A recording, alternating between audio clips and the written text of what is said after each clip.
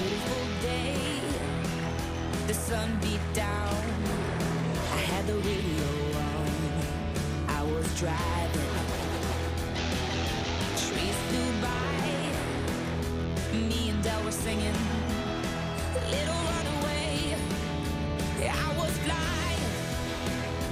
Yeah, running down a dream that never would come to me. Working on a mystery.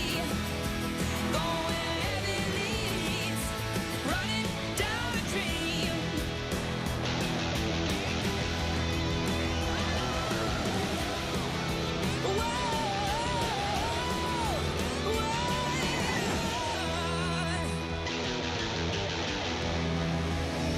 Yeah, running down a dream that never would come to me. Running down a dream. Oh, yeah, running down a dream.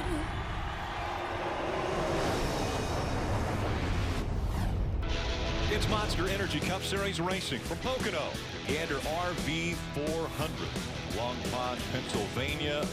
Blue skies overhead before they fire the engines. Let's go to pit road. Kelly Stavist. Rick, if the playoffs started today, Jimmy Johnson would not be a part of them. The 7-time champion is 17 points below the playoff cutoff line and has the added challenge of starting from the rear after failing inspection today. But this team is not down. Crew chief Kevin Mendering told me morale is high, and on top of that, he feels like they've got a race car fast enough to make up a lot of ground today, Dave. Kelly, when Kurt Busch beat little brother to the line at Kentucky 2 races ago, it did a couple of things for him. It gave him a spot in the playoffs, but then it also freed him up to go win playoff points at places that he's really good at, like here at Pocono. After he won in 2005, he won twice more, and he starts 6th today, Marty. Dave, Pocono is one of the tracks on the schedule where you can kind of manipulate the points game and gain some in the stages and maybe sacrifice for the win. Well, nobody played the points game better in June than Paul Wolf and Brad Keselowski. But Wolf told me this morning, I think we're going to play a different game today. We gained all those points here in June. We're going after the win today. We'll see if Brad Keselowski can do one spot better, Rick, than he did here in June, where he finished 2nd. Yeah, and as you said that, I saw Steve, you've got your notepad out. You're already ready for strategies and coming to pits. Yeah, this is a double battery calculator day. You got to have it all ready to go. These stages will come quickly. You have to figure out the best way to cycle to the front. It's time to fire the engines. Let's go back trackside for the command. Race fans, it's time for those most famous words in motorsports. Here to give the command, please welcome our Grand Marshal, representing Gander RV, Brian Quinn. On behalf of over 10,000 Gander RV, Camping World, and Good Save employees, drivers, start your engines! There's command.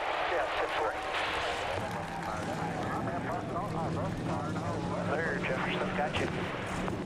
Cars have come to life. Can anyone beat Kyle Busch? He was dominant in the race earlier this year. That's all I wanted my whole life. It's just unreal. I don't know how to feel. Hell yeah! Hell yeah! Heck of a finish, closer than we wanted. The Busch brothers, side by side. Denny Hamlin buries the nose in this car in the back bumper of Kevin Harvick. It's going to be a big And one. now around goes the 3 in front of the pack. They're all collected. Kyle Busch now fighting on the inside. Justin Haley has won his first Monster Energy Cup Series race. We're going to have a side-by-side race to the checkered flag. Kurt Busch with the advantage. You beat Kyle. Keep doing what you're doing. Alex Bowman, career win at #1. Kurt Busch will win. That's how you do it, man! Woo! What a finish! Unreal. That was awesome. Here comes Harvick. Here comes Hamlin. At the stripe, Kevin Harvick will win. A wild finish.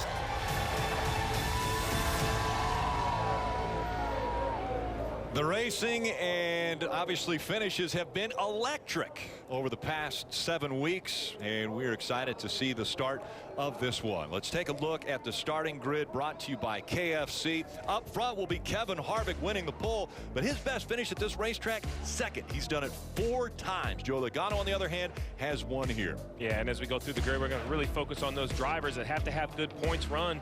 Eric Jones comes to mind, only 28 above the playoff cut line currently.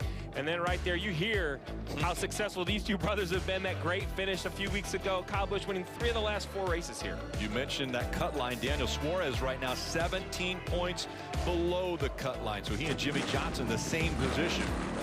Yeah, Denny Hamlin won both races here his rookie year, if you can believe. Way back then, those videos, it doesn't quite look like Denny.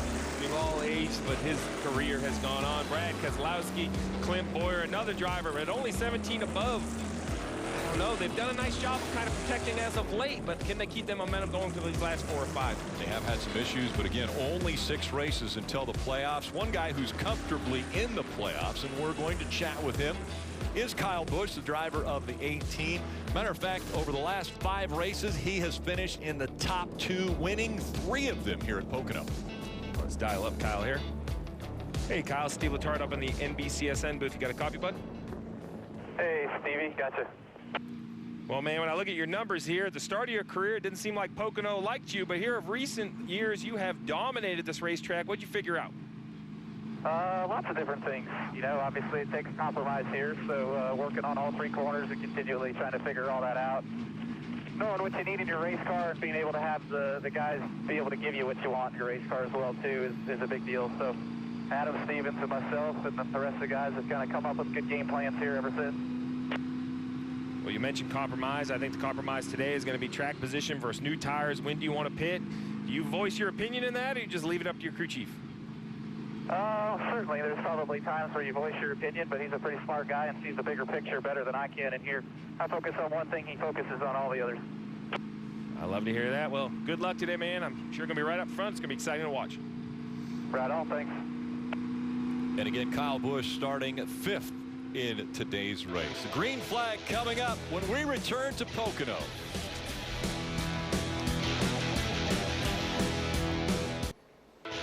NASCAR on NBCSN is brought to you by Monster Energy. Unleash the beast. And by Credit One Bank, the official credit card of NASCAR. Perfect for race fans. You see some young race fans there in the background. That is the Pocono quarter-mile midget raceway. It's right here on the grounds of Pocono Raceway. We will ride along with a few different drivers, and let's start off with Junior. Yeah, man, we've got a 7-time champion wearing the helmet cam. The drivers, they have to volunteer to wear this, so we got to thank Jimmy and his team for giving us this great shot all day long. He'll be coming from the back of the field after failing inspection. Also, got the 42 car, Credit One Bank camera. He has the roof cam, but also a side panner. This is a backup car. Going to be interested to see how his day goes, if he can make some speed out of that. Yeah, we're lucky enough to be on Kurt Busch's car also, the Monster Cam. Going to give us a great shot, starting in a good position. And then his brother. Why wouldn't you ride on a guy that's won 3 of the last 4 here, Kyle Busch, the Toyota Cam?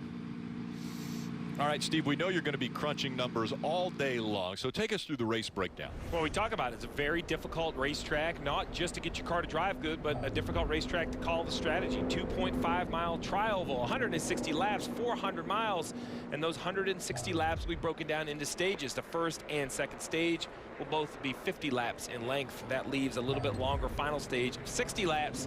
That fuel window, circle it. It's going to be a point of conversation all day. They can go 40 laps, maybe a little over if they're trying to save fuel. And when we talk about this uniquely shaped racetrack, 14 degrees in turn 1, 8 degrees in turn 2, 6 degrees in turn 3. I tell you, whoever designed this racetrack is not a crew chief's friend. This is diabolical. Well, it's time now for the Subway Fresh Take. And we take a look at the failed inspection and qualifying times that were disallowed. So you have all of these drivers that their qualifying times were not allowed.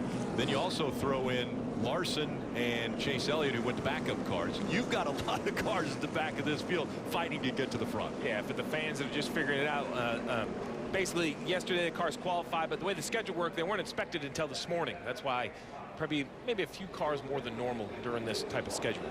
For a few more storylines before we go green, let's go back to Kelly.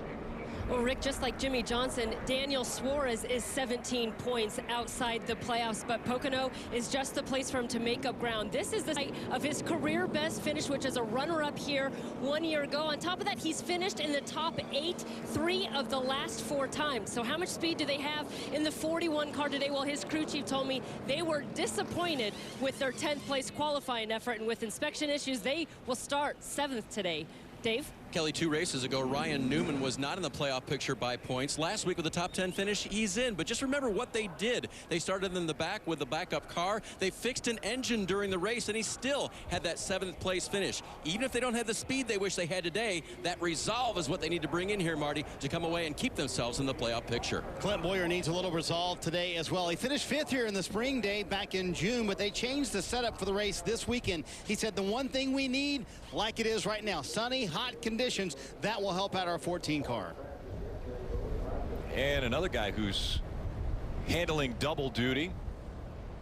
He's driving the pace car or helping out with the pace car. That's Dr. Iggy Frome. You might recognize him from New Amsterdam. Their series premiere will be Tuesday, September 24th on NBC. That's right. It's Tyler Labine, and he is in that pace truck right now. That's got to be a thrill for him. And the lights are off on that pace truck, which means that next time by, we will see the green flag. And the starts are always crazy. We heard Bagman describe it earlier as they go 4 or 5 wide down the front stretch and funnel into turn 1. But not only is it going to be crazy for the leaders, how about the guys in the back? We just heard all the reports, all these drivers starting back in the field. And they're going to have to be aggressive early to try and make up those spots. And what's going to be fun is we're going to be going around the horn, radio style, here at Pocono Raceway. That means that once the field comes from the front stretch, we will hand it off to the vibrant voice of Mike Bagley. The bagman will be in turn 1. And then he'll throw it on down to Dale Earnhardt Jr., who's down in turn 2 and the tunnel turn. And then they come out of turn 3, and Jeff Burton will be calling the action there. Right now, it's Kevin Harvick, Joey Logano on the front row. We're racing in the Poconos.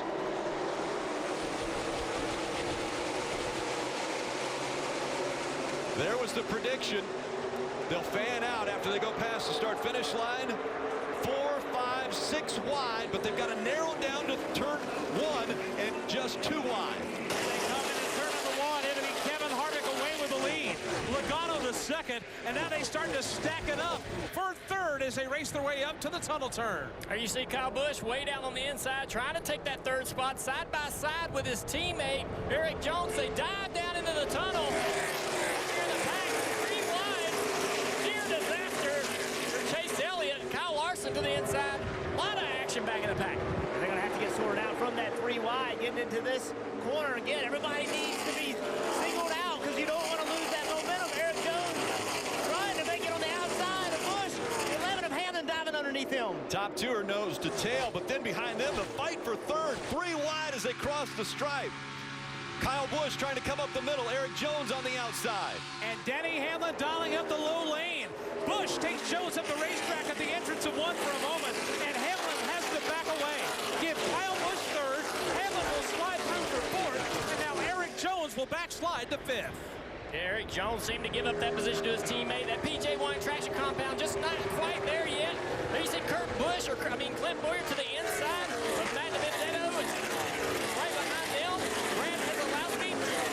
Matthew Benedetto makes that outside line work into turn 3. And Keselowski trying to make it 3 wide, getting into turn 3. Matty D's going to be on the outside, going to have to work this out. Clint Boyer dove underneath to get Matty D some room. Now it's about momentum into the front straightaway. Early on, we're seeing a lot of cars take into that traction compound as we see teammates continuing to battle for position here for third. Denny Hamlin doing a little side drafting on teammate Kyle Busch as they go into 1. Side by side back into the corner. Hamlin dials up the low lane. Kyle Busch sliding up the racetrack just a tad. Eric Jones waiting to see which lane is going to open up. For now, the 11 of Hamlin gets the advantage. Jones now 3 wide to the inside. Awesome racing action by the Joe Gibbs racing team. Looks like Jones has the momentum to carry himself and maybe the preferred line down here in the tunnel. Look at Kyle Busch on the outside trying to make that traction compound work. He's got a good run here. And Joe's got the beginning of the race. He got put 3 wide, lost some spots. He decided, I'm taking it back. He made it 3 wide, and Wyndham got him back. Kyle Busch trying that second lane. First guy really seen up there in that PJ1. Traction trying to compound, trying to get it to work. Hit it to you, Rick. Nose to tail, now single file. They go right up against the wall. It's Harvick, Logano, Jones, Busch, and Hamlin. The top 5 now separated by 2.6 seconds. Here they come back into turn number 1, watching the battle for the number 3 position. The 20 of Eric Jones has it. You got Kyle Busch in the 18. Denny Hamlin in the 11. Swinging wide off 1. No one breaking out of line, but that's a good battle headed to 2. Kevin Harvick and Joey Logano are long gone because of this battle between the Joe Gibbs racing teams. Kyle Busch seems to be hounding. He's in the trunk of Eric Jones down into the tunnel turn. Jones, though, stretching it out just a little bit, headed to 3. He headed to 3. See, he really beat Jones. Jones really beat Busch off of that tunnel turn. Now Hamlin trying to gain the ground on Busch. Now Kyle Busch back to the bottom of the racetrack. Did not like when he tried that top lane. He did not get him the result he was looking for. Talking to me how the 3 Gibbs cars, so much for working together. They're tooth and nail. Every chance they get, they're trying to attack one another. Eric Jones has been showing speed all weekend long. Yesterday in practice, good qualifying, and at least in the early going. Seems like that Toyota's come to life. He's been able to break free from Denny Hamlin as we watch Brad Keselowski right now trying to work his way closer to the front, having some challenges here in the early going, at least so far. Yeah, Brad Keselowski got into the fence off of turn 3. You had a little tire smoke down the front straightaway. Doesn't seem to be smoky, just a little bit of smoke right there. That's really concerning. I think he's got some pretty good damage to the right side. Let's go back and see what happened to Brad Keselowski. You see he's giving up a lot of speed right here on the corner exit, just trying to carry too much speed to that long front straightaway. Got into the wall. Have to wonder if Brad Keselowski has a tire down. Look how slow he's going. He's going to head to pit road right here. I think pit road's his only option at this point. You can't end your day only 5 laps in. Paul Wolf's going to bring the 2 to pit road and get some repair on that right side, Marty. Yeah, here he comes. Boy, it's been a struggle of a weekend, Steve, for this 2 team. You see the damage on the right rear. Paul Wolf telling everybody right now, pull that damage both off the right rear and the right front. They barely got any laps in practice. They thought they had a drive shaft issue. They tried to fix that twice. Then they thought they had a power steering issue. And now an early wreck for the team that finished 2nd here in the spring. They got to pull away this damage. And there you see the car falls off the jack as well. This is a disastrous start for Brad Keselowski.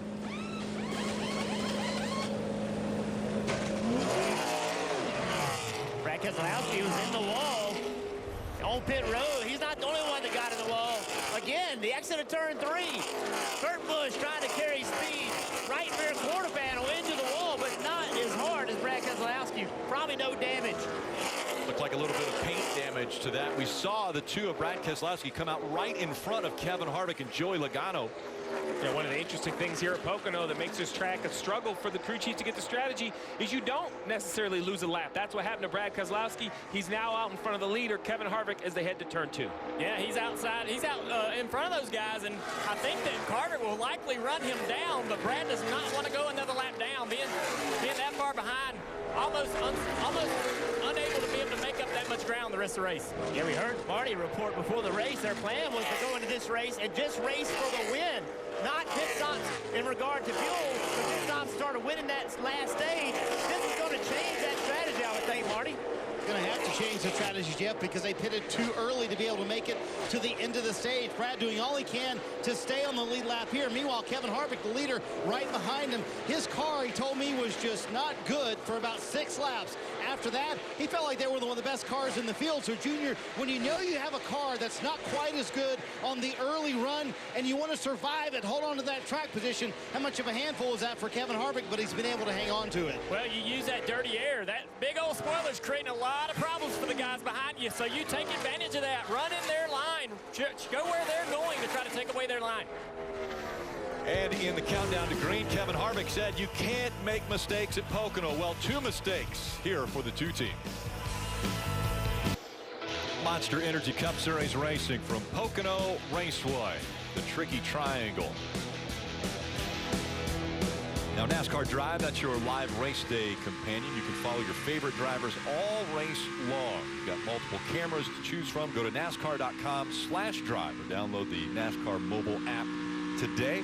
And look at this. That's a salute right there to Nick Harrison. It was on lap 11. He was the crew chief for the Xfinity Series car number 11 and passed away last Saturday right after that Xfinity Series race. So much respect for the young man, just 37 years old, and the crowd here at Pocono saluting him with a toast to Nick Harrison. Still up front, it's Kevin Harvick being chased by Joey Logano. The gap now between the top two is 1.9 seconds. Back in third is Kyle Busch. He's 3 seconds back. Eric Jones is 4.7 seconds back. And Denny Hamlin still up there in the top 5. He's 5.5 seconds back. So now the top 5 has spread out quite a bit. And even though this is a very long front straightaway, they make up almost the whole front straightaway. And we have Kyle Larson again after a backup car having to come out in the first practice. He is really the biggest driver on the move. He's made up 15 spots already. Now he is up to the 14th position and looking for more, but he's got some traffic to get through. Got Daniel Hemrick in the 8th right now.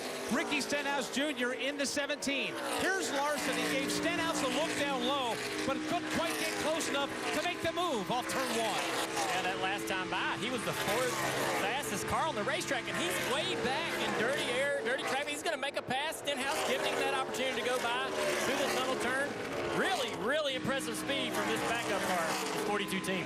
Yeah, Kyle Larson's been able to make more moves than we've seen anyone else be able to make. It's so hard to pass here. He's been able to find a way to do it. Kyle Larson with good speed so far in that backup car. And Jeff, both Kyle and his crew chief Chad Johnston told me they had the confidence they'd be able to do just this. They felt like their race car was able to make better moves and pass people better than most of the competition. Now the goal for this team was to be inside the top 15 by the midway point of stage 1. Well, 13 laps in, and Kyle Larson already running 13th. Happy with the balance of his race car. He said he's just a little bit free in traffic, but that 42 car turning through the middle of the corners really well. Another car moving up through the field. Jimmy Johnson had to start in the back because of some issues through inspection. All the way up to 18th position. He's got his teammate Chase Elliott in the backup car right behind him, trying to come through the field as well. But Jimmy, great speed in practice, great speed this weekend. Can they move back toward the front, take advantage of it? Yeah, Jimmy Johnson's on a 79 race winless streak, but he has 3 wins here at Pocono, so maybe this is the weekend they can get the ship righted themselves in the championship battle. And it has to be righted because right now he's 17 points below the cutoff line. We see Alex Bowman now coming to pit road. Strategy starting already, Steve. Absolutely. 36 to go to the end of the stage. Greg Ives is confident he can make it to there on fuel if they come to pit road right now. I'd expect to see probably just 2 tires. He was far enough back from the leader that I'm not sure Greg can afford to put 4 tires on it. Let's take a look as we see Denny Hamlin takes over that position from Eric Jones. Dave. Yep, here they go, Steve, down to pit road. They'll make a chassis adjustment. Not completely happy with the car right now. And as you called it, just 2 Goodyear tires changed on the right side in the fill of Sunoco fuel. So the reason he took 2 tires, it all comes down to how far you are behind the leader. You have to be close enough to the leader to not lose a lap. This is going to work out good for Alex Bowman at 88. He's going to blend right here. I say it's going to work good. That's a little closer than I perhaps wanted to cut it. We'll see if he can hold off the 4 of Kevin Harvick. Even with 2 brand new right side tires, that 4 is so good as the leader, he might have the momentum. Steve, that's a great job by that team and by Alex Bowman. Any mistake at all, and the 4 would have gotten by them and would have put them a lap down. So nice job, pit crew. Nice job, Alex Bowman. So basically, the 88 stayed in front of the 4 because the crew chiefs understand how far they can be behind the leader. So this right here is the best way to show it. The lead car, the green car, the pitting car would be the red car. Let's say that was Alex Bowman. He comes to pit road, they're on the same lap. The lead car continues their lap, but the trick is you have to service your car and exit pit lane in front of the leader. That's what Alex Bowman was able to do. Depending on how far behind the leader you are, really depends on whether you can take 2 tires, 4 tires, maybe gas only. And if you get far enough behind the leader, you can't even come to pit road. And so as Jeff mentioned, they executed perfectly, able to stay out in front of Kevin Harvick and on the lead lap. Now Alex Bowman trying a little bit of that strategy. Well, the pit crew did their job, as Jeff said. Now the 88 has to run these perfect laps to stay in front of the 4, as we have a great battle in the middle, 1 and 2 in front of Bagman. Here they come out of turn number 1. Matt DiBenedetto, Daniel Hemrick, and Kyle Larson. Larson. They're racing for a spot just outside of the top 10 as they head to turn 2. It's great speed out of Daniel Hemrick. A good run for that team. They've been looking for it all weekend. Trying to get by Matt DiBenedetto. He probably feels like Matt's holding him up a little bit. Larson feels like they're both holding him up, so Larson's trying to get an opportunity on these guys as soon as they start racing side by side. Let's see what Kyle Larson does. Let's credit one Cam. The last time through here, he ran the second lane. There he goes again. He's trying to run that second lane, get that sticky stuff. See if he can carry some momentum. It's going to work. He found a way to make it work. It's going to get inside of Daniel Hemrick. That's a good sign that this traction compound is going to start being activated, and other people can be able to use it as well. That momentum working for the 42. Kyle Larson continuing to be on the move as now he sets his sights on Matt DiBenedetto. Kyle Larson's march to the front continues. 1 down, 1 to go, at least in this battle. Larson now up to the 12th position. He's got 3 car lengths to make up and challenge for 11th with Matt DiBenedetto. I don't know if this will be as easy as it was to get by that 8 car. DiBenedetto has great speed here. You see that 42, though, drafting up.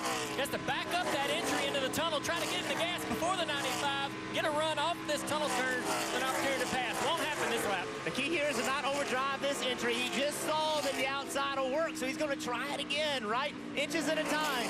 He's got a great run. He's figured out this upper lane, buddy. Look at him, Junior. He is going to make this pass. He's figured the second lane out.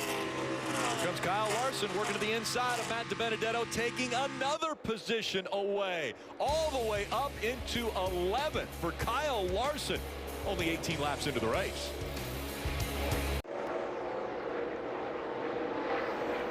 .29 laps to go in stage 1 of the Monster Energy Cup Series racing from Pocono, the Gander RV 400. Marty.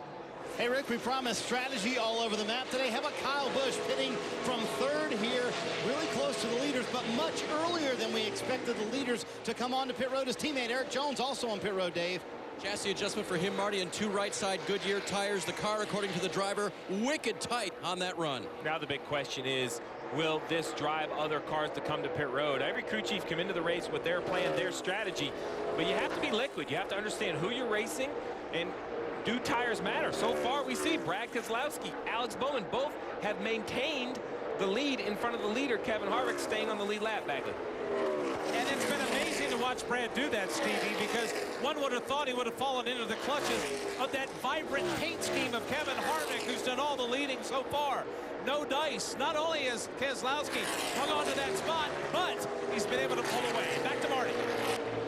Coming down pit road, Martin Truex Jr. Also, Clint Bowyer's coming down pit road. Truex saying his car way too tight.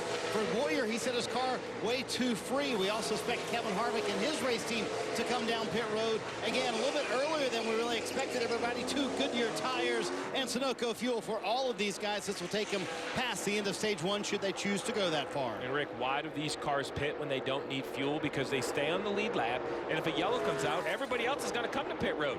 So it's going to be surprising to see how long Kevin Harvick stays on the racetrack as he pulls to the inside. He may overtake the 88 on the right half of the screen. We see the 22 of Joey Logano also on pit road. Marty.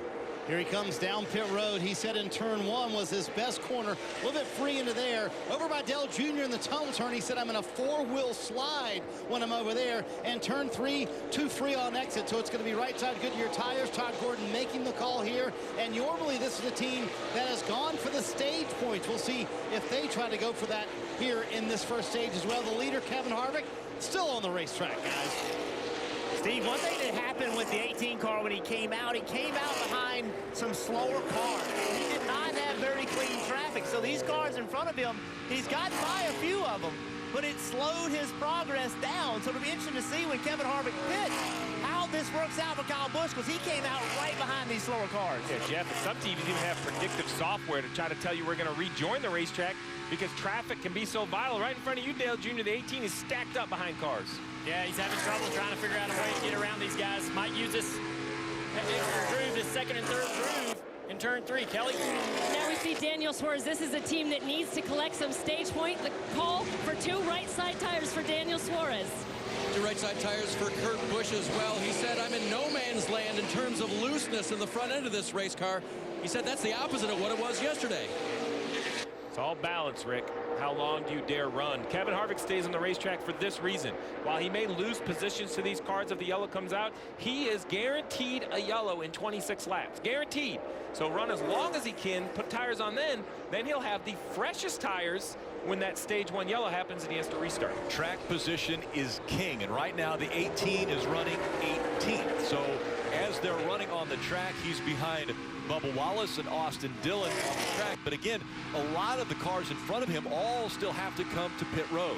And that's why they're going to fight him and continue to fight him. You see he drives down into turn 3. Now he's going to try that outside like we saw Kyle Larson do. Jumps on the outside of Austin Dillon. He easily made that pass. Again, I think all these drivers are learning that this stuff works over here. You can run that second lane in 3. All right, Steve, early on, we're seeing the strategy come into play. Who has played it the best up to this point? Well, at this point, I like where the 18 of Kyle Busch is. He's the first car that has pitted to be back on the racetrack. My concern for Kevin Harvick, while he looks good with a 4-second lead, if something happens right now and the track goes into yellow, he'll have to come to pit road, and a group of cars won't. Marty.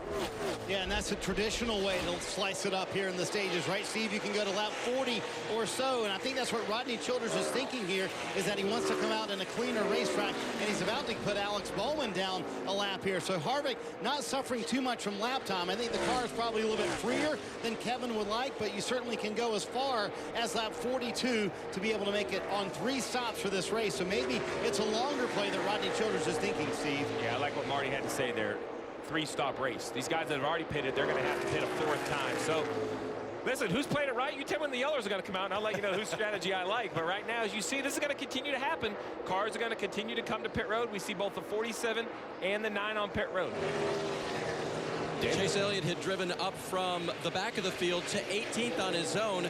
Pits out of line here. He wants 2 right side tires and a track bar adjustment. Car not handling the way he wants it. He'll get Sunoco fuel as well.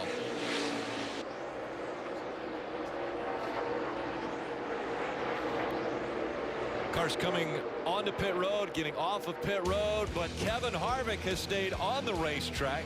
Hamlin, Almirola, Larson, and Hemrick all top 5. In just 2 weeks, the stars of the Premier League will return for a new season. This time around, they'll be joined by American phenom Christian Pulisic, who plays for Chelsea. The Premier League season kicks off August 9th on NBC and NBCSN. We are doing radio style from right here at Pocono, and they're the guys that are in the corners, the Bagman, Junior, and the Mayor. They've got 1, 2, and 3. Well, you see Kevin Harvick has finally got past the 88 of Alex Bowman there, Mike. Yeah, he's made the pass. He's gotten away. I wonder how much that Harvick was being held up by Alex Bowman. Once he got by him, he's been able to set sail, but he's got more lap traffic directly ahead. To Kelly. And what an incredible run it's been for Kyle Larson. Worked his way up to the 3rd position. He said the balance is good and the track is rubbered up nicely. Right side Goodyear tires for Kyle Larson. This is the car I wanted to see on pit road, Rick, because this is the fastest car in all of Pocono so far in this race. He started at the back of the field and drove up to basically within 10 seconds of the leader.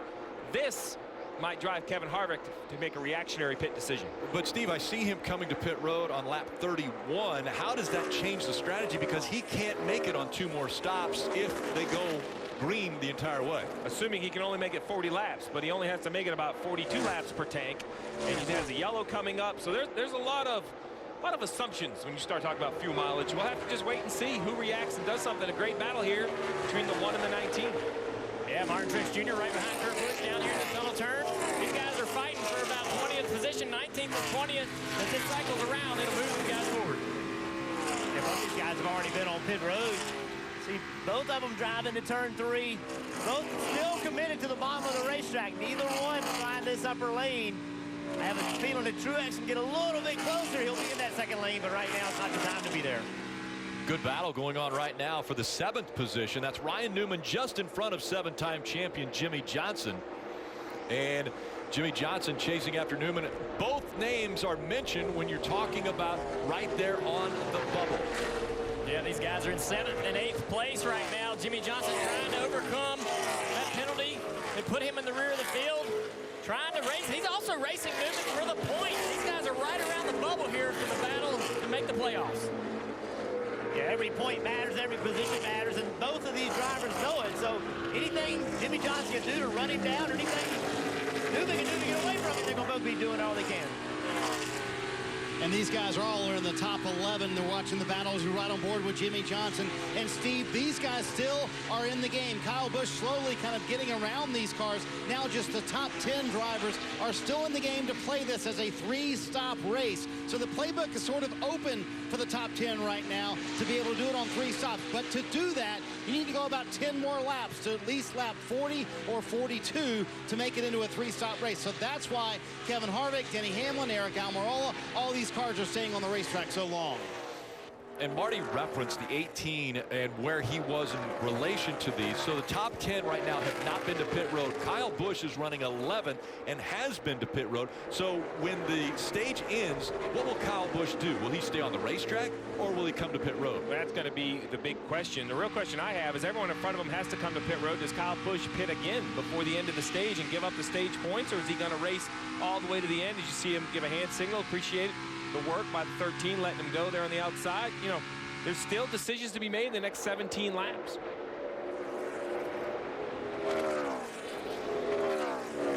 Watching Kyle Busch come back into turn 1. He's dealing with some lap traffic. He'll pull to the inside of the Josh Bilicki lap car, and now he's got more work to do. Right now he's running very strong. Solid line down here in 1. He's off 1 and headed to the tunnel turn in 2. And this has been the dominant driver in this race over the last 4 trips. Closes in on the tunnel turn, trying to chase down number 12 of Ryan Blaney. You see a little bit loose off the tunnel turn, pushing hard, getting all he can out of the car. Now he's going to drive down. I'm sure he's just going to go bottom of the racetrack. No traffic in front of him, so he's just looking for the clear lane. And that car in front of him is for position. That's Ryan Blaney. That will be for the 10th spot. So Kyle Busch has stopped, can make it all the way to the end of this stage, and is starting to pick off guys in the top 10, and that's important when you come to stage points. It's important and it's demoralizing if you're the 12 of Ryan Blaney and you see the 18 in your mirror and your crew chief has to tell you that, no, well, actually he's already stopped, but he is for position.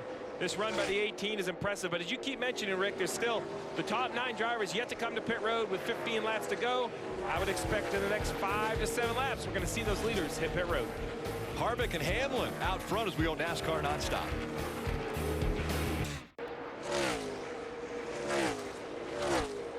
Be sure to tune in Monday through Friday, 7 to 11 a.m. Eastern Time. Sirius XM NASCAR Radio.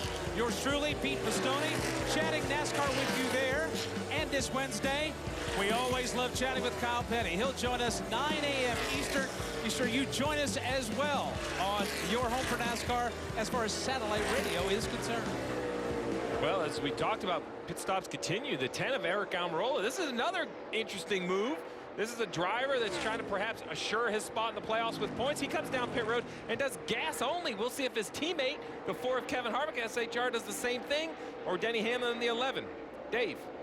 And Steve, with 121 to go next time by for Denny Hamlin and Kevin Harvick, this should mean they could make it on 3 more stops with some guaranteed yellows in between stages. Hamlin said he was losing left front grip in that race car. He'll get at least 2 Goodyear tires and Sunoco fuel, Marty.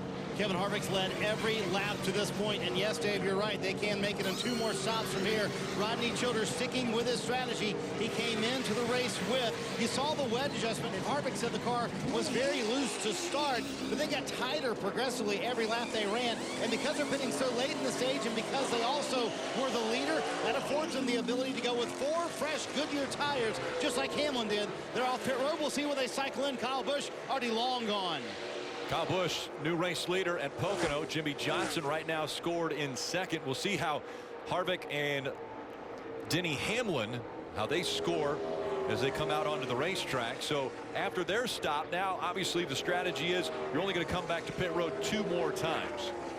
Really, you know, these strategies are dictated by when the yellows come. The 4's on a great strategy if the race runs green, except for the stage ends. It becomes more complicated if yellows come out in a certain inopportune time when you're on old tires and someone else is on fresh tires.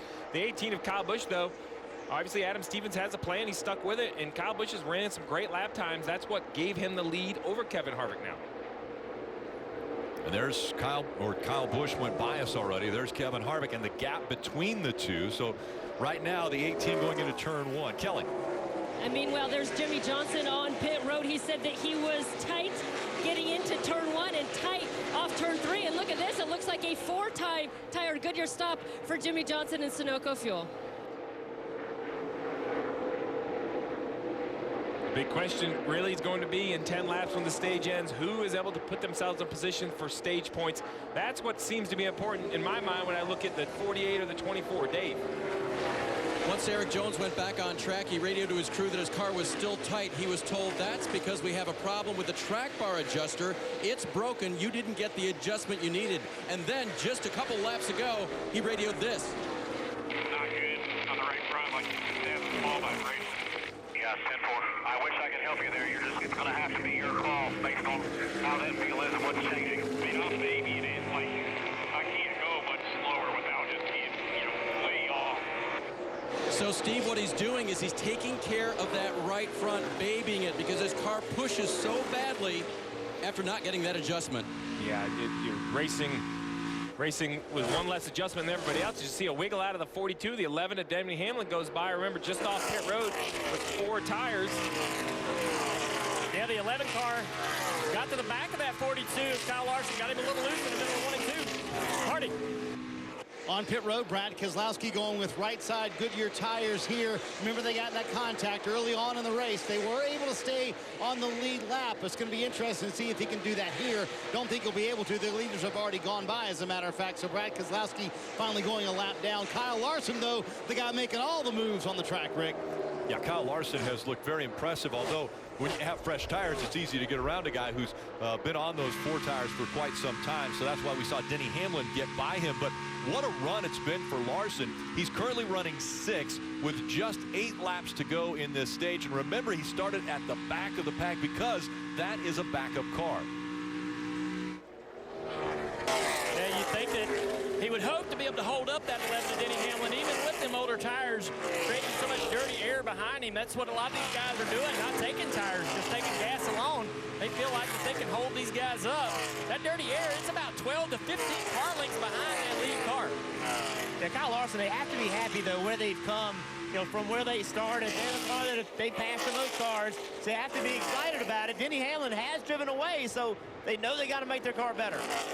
Now here comes Hamlin. He has set his sights on Martin Truex Jr. Again, the teammates this year. Martin Truex Jr. coming over from Furniture Row, joining Joe Gibbs Racing, and now Martin Truex Jr. directly in the sights of Hamlin. And that is the battle for the number 4 position coming back into turn 1. For now, Truex has got about 2 car lengths to call his own. Hamlin started to run down low, lost the nose, slid up, but he's staying pace with Truex off the corner. Hamlin's got amazing speed in that car as a freight train toward the tunnel turn. A 53.72, the fastest car on the racetrack, Denny Hamlin, as he chases down Martin Truex Jr. They use the apron a little bit down in that corner. Truex, a little bobble there as Hamlin's putting on the pressure. Hamlin had a good run off of the tunnel turn with that bobble from Truex. Now both up to the bottom of the racetrack. No, Hamlin's in the middle. See if that run gets generated on the outside. Looks like he's heading your way with positive momentum, Rick. Sure enough, the 11 trying to make that momentum pay off as he also side drafts the 19. Doesn't have enough momentum to clear him before he gets to turn 1. He falls back in line. Now he looks to the inside. He'll take the spot away. Pulls down to the bottom of the racetrack, slides through, corner entry under Martin Truex Jr. Put Denny Hamlin up to the number 4 position now. Lap traffic is directly ahead. What a move by Hamlin to set Truex up to make that pass coming into turn 1. Yeah, with that position now, Hamlin has to get by this lap traffic. Hopefully it doesn't hold him up too much here in the tunnel turn. He's got 2 seconds till he catches Kevin Harvick up there in 3rd place. So let's go back and watch Denny Hamlin and Kyle Larson, that battle a few laps ago. Right here, Denny Hamlin gets close enough to Kyle Larson. The back of the car just not in the racetrack for Larson. Hamlin easily turns underneath him and takes that spot. You can see Larson, how free he is. Maybe he's not very good on a real short run, but on a long run, that freeness helps him. See what kind of changes they make at this break. On board Kyle Larson in the 6th position. Kyle Larson running in the 6th position right now. He's trying to do what Denny Hamlin did, trying to track down Truex.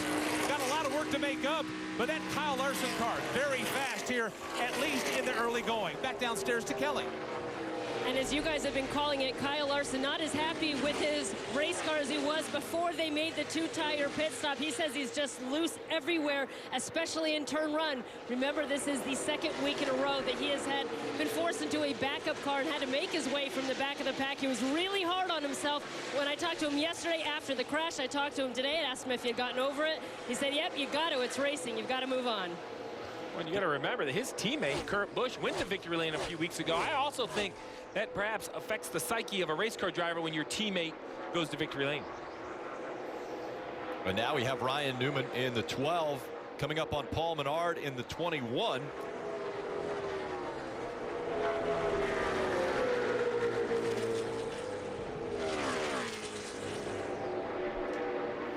Watching the battle for the 10th position. It's in turn 1 right now, and it's between Clint Boyer and Daniel Hemrick. Hemrick in the 8, sliding at the racetrack, losing a couple of car legs. That's a pretty good battle inside the top 10 right now. That's an extremely impressive day for Daniel Hemrick, running in 11th place right now. They got to be thrilled with the speed they've got in their car this weekend as they try to track down Clint Boyer. You see the acceleration through the tunnel turn on corner exit. There's his day so far. Great day for Daniel Hemrick. And Clint Boyer desperately needing points. He does not want Daniel Hemrick to come up and take that last spot. It's only 1 point, but that could be the difference between advancing to the playoffs and not. Here we go, Eric Almirola and Eric Jones, and it looks like Jones with the advantage. He'll be able to get by Almirola as they go for the 7th position. Right now, Jones has it. Jones will take that 7th spot. Lap traffic directly ahead. They've got to go to the inside of that lap car. Almirola will do the same. What about the run by Eric Jones in the early going? Very strong, consistent performance, and he's got a good race car underneath him right now. Hey, he's in a situation now where he's trying to get a new contract for his team, and these great runs are going to motivate that team to just do that. Takes that position away from the 10 car and starts to drive away now. Looking for Kyle Larson, who's always 7 seconds up on Eric Jones. 2 to go. The battle for second is heated up. Kevin Harvick has run down Joey Logano. Marty. Jeff, that's the one thing that I've certainly noticed after the stops. Tires do matter. Rodney Childers, and also behind him, Chris Gabehart for Denny Hamlin, going with those 4 fresh Goodyear tires, and they're making a difference. They're much quicker. But Steve, put yourself in Rodney Childers' shoes. You set yourself up for a 3-stop race. Clearly, you're very quick here. You took on the 4 Goodyear tires. You came out in 3rd. What do you do when the stage is over? The book tells you stay out. Would you stay out, or would you come in and top off with fuel? Oh, I think he will definitely stay on the racetrack, but I think the majority of everyone in the top maybe 8, 9, 10 other than Eric Almirola will stay on the racetrack. If not, you would come with a lap ago before the end of the stage and not lose the track position. So I think Kevin Harvick, Rodney Childers have made their decision. Their car looks pretty good. Stick with their strategy. Harvick put on 4 tires, so 4 Goodyear tires going up against the 2 of Logano, and he's got 16 laps on that. There you see Brad Keselowski right here in front of your leader, Kyle Busch, as we get the white flag to end stage 1. As this is all cycled back, all those hard laps ran by Brad Keselowski. Looks like it's going to keep him on the lead lap to end this stage. Kyle Busch and Joey Logano have another battle going on right now. It's for points for the regular season. Joey Logano right now is leading by 3 points coming into this race. Kyle Busch chasing after him right now, trying to get more stage points as well as playoff points if he can win this stage. What it looks like he's going to be able to do with a 4.5-second lead over Logano. Harvick still challenging Logano for that position. But Kyle Busch comes out of turn 3, looking at the front stretch. He will see the green and white checkered. He wins stage 1 at Pocono. 8th stage win already for Kyle Busch as he goes across the start-finish line.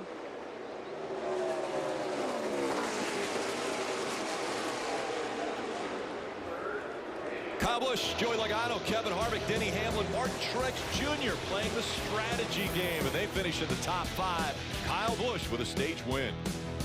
And the field about to go to pit road, led by the 18 of Kyle Busch. He is coming to pit road, being followed by Joey Logano in that 22. Morning. Yeah, the regular season champs trying to fight it out between Joey Logano and Kyle Busch. They finished 1-2 there in stage stage one. For Joey Logano, top of your screen, said turn 2, over where Junior is, still where he's struggling. He said, I see more grip over there. Way too tight through there for Kyle Busch. A very valuable playoff point by winning that stage. And Adam Stevens told him, listen, way more people ran long than I thought they would. We're going to have to get creative later in the race. It's going to be 4 Goodyear tires for all of these guys. For Kyle Busch, he said he needed to be tightened up a little bit. For Martin Truex Jr., bottom of your screen, said I'm loose through the bumps in turn 1. That's my biggest problem, and tight off the exit of turn 3. Daniel Hemrick wins the race off pit road. I believe that was right side tires only. Pretty much everybody else with 4 Goodyear tires. Yeah, the race off pit road brought to you by Kroger. As you mentioned, 2-tire stop for Daniel Hemrick. He wins the race off pit road.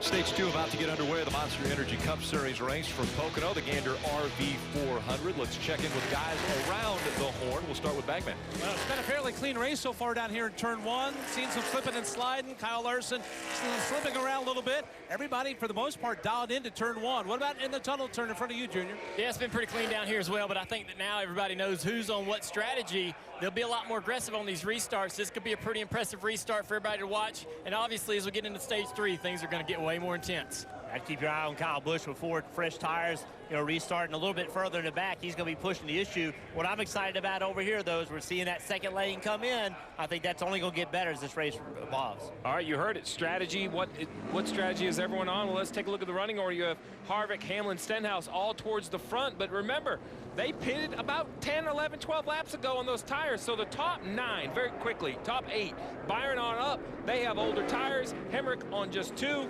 Kyle Busch on down have the freshest tires. We're going to find out if it matters. The whole field basically is even now, Rick, on how many stops they need to get to the end of the race. But it's someone like Stenhouse. Newman, you see him up there in the 3rd and 4th. They worked the strategy. They got some track position, but now can they hold it on those older tires? Coming up on the first restart of the day, and I'll just remind you, actually, in the drivers' meeting, the teams were all told no games on restarts. No lane back, no brake checks. As the field approaches the Geico restart zone, back up through the gears they go. Harvick and Hamlin on row 1, and Harvick with the advantage as they shoot toward Bagman in turn 1. It is Kevin Harvick that'll get the jump. They're flaring out 3 and 4 wide mid-pack. Harvick is away with the lead into the clean air. It's a rugby scrum behind him. Oh, Hamlin slips. Got to hang on to that race car. Moving around the outside. He'll go to 2nd. Hamlin's able to hang on for 3rd. They're still 3 and 4 wide mid-pack off 1.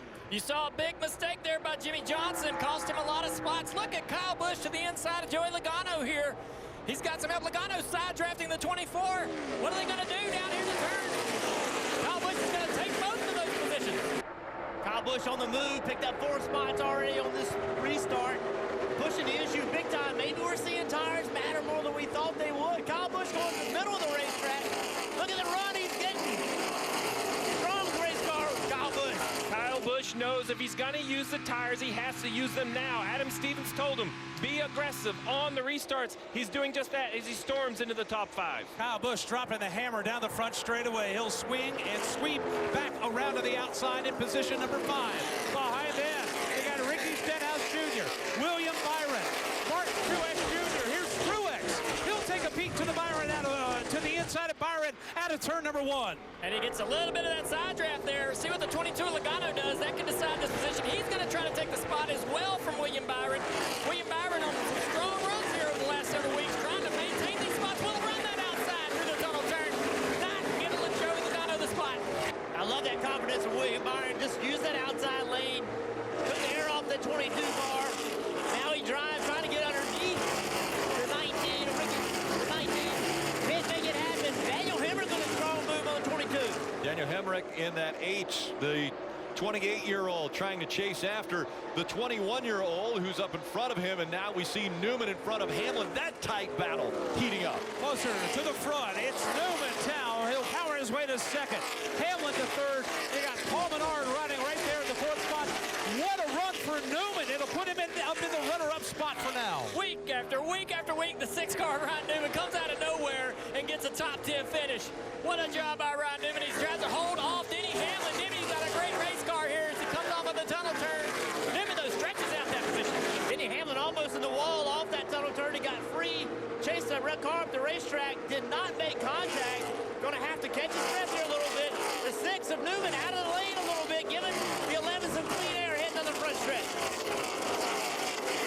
moves on the restarts. Take a look at this 8 car of Daniel Hemrick right here. Look at this slide as the 42 closes in. A big slide up the racetrack, gathers it in, but loses positions because of it. Here they come back into turn number 1. You're watching Ryan Newman, you're watching Denny Hamlin, but you're also watching Kyle Busch and Paul Menard. Kyle Busch coming to life. He'll make the pass around Menard. It's Kyle Busch now who has broken his way back into the top 5, running in 4th. And he's hoping to be able to run down his teammate, Denny Hamlin, before Denny can get around the 6 car Ryan Newman. Ryan Newman slightly holding up that 11 car Denny Hamlin. Look at Kyle Busch driving with all he's got right now to be able to run down these 2 cars. The challenge for Denny Hamlin right now is trying to find clean air. Ryan Newman is going to run the fast lane. So see Denny Hamlin running that outside lane, primarily to get air on the front of his car to make downforce. Daniel Hemrick and Almirola under battle. These two side by side, Almirola and Daniel Hemrick. Almirola still out in front of Hemrick. We saw the momentum paying off for the 11 of Denny Hamlin. Also the 42 of Kyle Larson coming up on the inside. Kyle Larson to the inside of William Byron. He'll complete that pass at the entrance of turn number 1. Right in front of them. Oh, they're stacked up there with Truex. You've also got Stenhouse in that mix, battling all the way for the top 5, including a battle for second. Denny Hamlin finally takes that position from Ryan Newman down into the tunnel. Kyle Busch coming up on Newman as well, trying to get a run on that 6 car. Here's some guys further back. Mark Truex Jr. clear of the 17 car. He's trying to set sail to run down Paul Menard. Kyle Busch in that second lane, big run. He's easily going to get by Ryan Newman on the outside. Now Ryan Newman trying to get back in, catch that draft down the front straightaway. Kyle Busch up to 3rd. It's Harvick still out front. He has 2.7 seconds. You see the gap all the way back to the 11 of Denny Hamlin. Denny Hamlin right now looks in his rearview mirror, and here comes Kyle Busch. Once Kyle's gotten around Newman, he's left Newman by about maybe 4 or 5 car lengths, but further back, here's that Larson, Stenhouse, William Byron battle. Right now, it's Byron looking to the inside. He can't find room to race off 1. Stenhouse trying to maintain his position, but he's losing ground to these guys as they head to the tunnel turn. This little bit of draft he's getting off the 42 car is going to help him maintain this position for William Byron. William Byron trying to get a run off the corner here. They see the 2 car battling his teammate, Ryan Blaney, through the tunnel turn as well. Behind them, Eric Almirola. There's battles everywhere right now. The one thing that's not being battled, Kevin Harvick with an almost 3-second lead on Denny Hamlin. But back in the field, they're battling everywhere. 16, Almirola trying to jump to the outside of Keselowski. Keselowski shuts the door, tries to get underneath his teammate. Who will Almirola follow? Following Keselowski, trying to push him past Blaney. Will they be 3 wide when they get to turn 1? Right now they're side by side. Here comes the 10 of Eric Almirola, Marty. What a recovery for Brad Keselowski. Contact early in the race. And on the last stop, Paul Wolf making the call. Left side tires. Junior, they've driven their way from the back, barely hanging on to the lead lap. Here he is in 15th. Yeah, but he's got Eric Almirola hot on his heels as they go down the back straightaway here toward the tunnel turn. Eric seems to have a little more speed than that 2 car Brad Keselowski. See how they go through the tunnel turn. He dives in there and drives up on him. Doesn't keep that momentum on corner exit. The 2 car beats him off the corner. Yeah, the can carry a lot of speed into the corner, but could not keep it on the exit. Now Almirola tried that second lane again. We're starting to see that be the preferred lane as you follow somebody.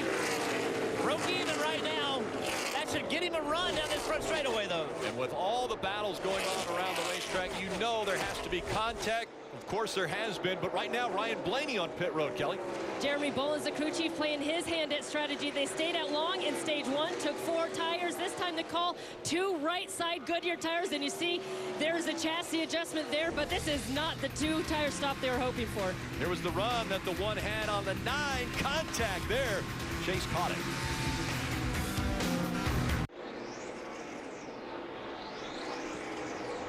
36 laps to go in stage 2. It's that time, Rick, to log into your fantasy lineup. Go to the garage, make a swap.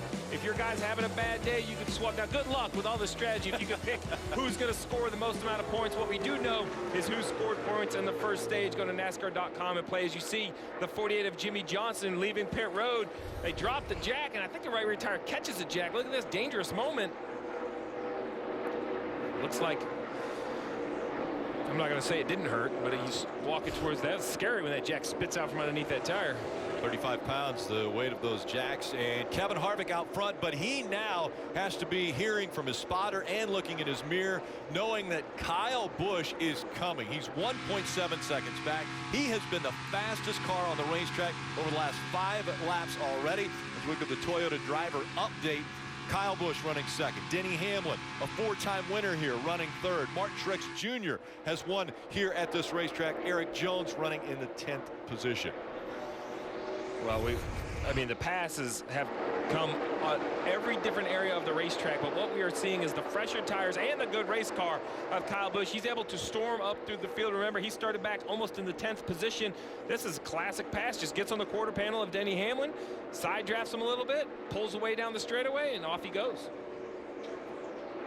So it's Kevin Harvick, Kyle Busch, Denny Hamlin, Kyle Larson, and Martin Truex Jr., the top 5. Then it's Newman Logano, Chase Elliott, Eric Jones, and William Byron. And we saw with the 48 coming to pit road, green flag pit stops are constantly happening. Although we just ended the last stage 16 laps ago, people continue to come at random times, but obviously everybody has their own strategy. As you see Denny Hamlin out here, out in front of him is that 18 of Kyle Busch. After he passed Hamlin, he has taken about a 2.5 second advantage of Kevin Harvick, down to only 1.2 seconds. Now Kevin Harvick had to deal with, or is continuing to deal with, that white and green car right there. That's Ryan Blaney, Paul Menard in the 12 in his way right there.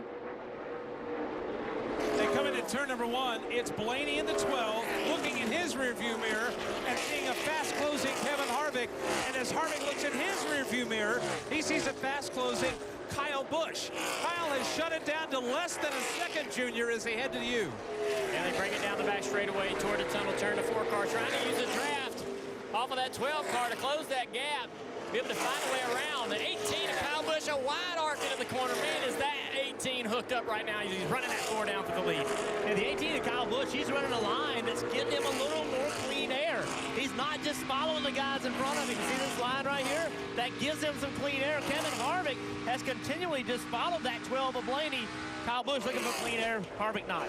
And I tell you, that clean air is everything for Kyle Busch right now. He's been using that Kyle Larson line, running a little bit higher in turn 3, kind of cutting down. That's how he's been making those passes. But for Kevin Harvick, Rodney Childers came on the radio a moment ago and said the 12 came down pit road a few moments ago, tried to fix their damage, and that's killing our program right now. So Steve, the 4 car is parked behind Ryan Blaney. He can't get around him. He can't get that clean air that Kyle Busch has. So how long do you stick to your strategy if you're Rodney Childers, knowing you want to pit about lap 85 if you can? Well, yeah, Ryan Blaney has definitely hurt the 4 car. You can't blame Ryan Blaney. He's one of the last cars in the lead lap. He has to battle the 4. And you see the newer tires on the 18 really working. My concern is that for this to work, this was only about a 10-lap difference between Kyle Busch and Kevin Harvick. If the 4 of Kevin Harvick stays on this strategy, it'll be a 20-lap difference when you get to the end of the next stage. So some cause for concern in the 4 camp. And once again, the 4 leading, the 18 of Kyle Busch chasing. 18 is catching as well. Harvick still can't get by Blaney. Factor in some lap traffic, and that is just fuel for the Kyle Busch fire. Although Busch getting tangled up behind the lap car for a moment, that'll cost him a 10th or 2 as they leave turn 1. Yeah, that cost him a little bit of time there. He lost to the 4 car, who have to regroup here down in the tunnel turn. The 4 still not being able to close any closer to Ryan Blaney. That's that opportunity that Kyle Busch needs to be able to take this lead. You can see, not only has he not been able to close, I think Blaney's gapped him just a little bit. Different lines once again. We're seeing just Kyle Busch be willing to jump out there on that outside lane. It's working for him. Harvick, I think, is going to have to answer that call. So Kevin Harvick now following in the tire tracks of that 12 of Ryan Blaney. He's got to do something different if he wants to get by him. The lead was measured a few moments ago by a stopwatch. Now it's car lengths, and it's soon to be feet. Here's Kyle Busch again closing in on Harvick. No lap traffic for the 18 to deal with, and Harvick still cannot get past that Blaney car. Unbelievable how far the 18 can get down into turn 1 there and make that gain. You see it on that roof cam. What a great shot. Be able to see just how he's eating away at that lead. A lot of lap traffic up here in front of all of these cars. Blaney's hung up side by side toward turn 3. Blaney going to get underneath Ty Dillon, going to easily clear him. Open the hole for Kevin Harvick. Kevin Harvick drives in, and that takes that outside line away from Kyle Busch. He's going to have to run the bottom, running that dirty air. And actually worked against Kyle Busch. All in line once again. It's Harvick, Kyle Busch, Denny Hamlin, Kyle Larson, Martin Truex Jr., the top 5 separated by 7.5 seconds, but no one can get by the 12 of Ryan Blaney. So Blaney, who's at the tail end of the lead lap, he is holding up right now Kevin Harvick and not allowing that 18 of Kyle Busch to close the gap. As they go down this back straightaway again, coming up on the tunnel turn, you see it. You see the gap to the 4 car. He's not able to get much closer than that as they dive. See, he can't get into the corner deeper. The 18 car actually gains on him there. Harvick does not get to the tunnel turn very well. Yep. Obviously, Kyle Busch has a better handling car. Really destroyed the 4 car through that tunnel turn. Now jumping on the outside. He's going to have him. He's got a big run. There's no way Harvick's going to be able to hold him back right now. Here comes the momentum. The 18 going by on the outside. They are going toward you, Bagman, and the 18 now the new leader. All right, couldn't keep him down for long. Kyle Busch, what a power move to the outside of turn number 3. He will swing past Kevin Harvick. He will go back to the lead in Pocono, and now Harvick is only trying to keep pace. That's his only hope. Although, Kyle now pulling away by 1, now 2, now 3 car lengths off turn 1. Kyle's going to be running down this lap car, Ryan Blaney, but he's got the lead right now over Kevin Harvick. More racing when we come back.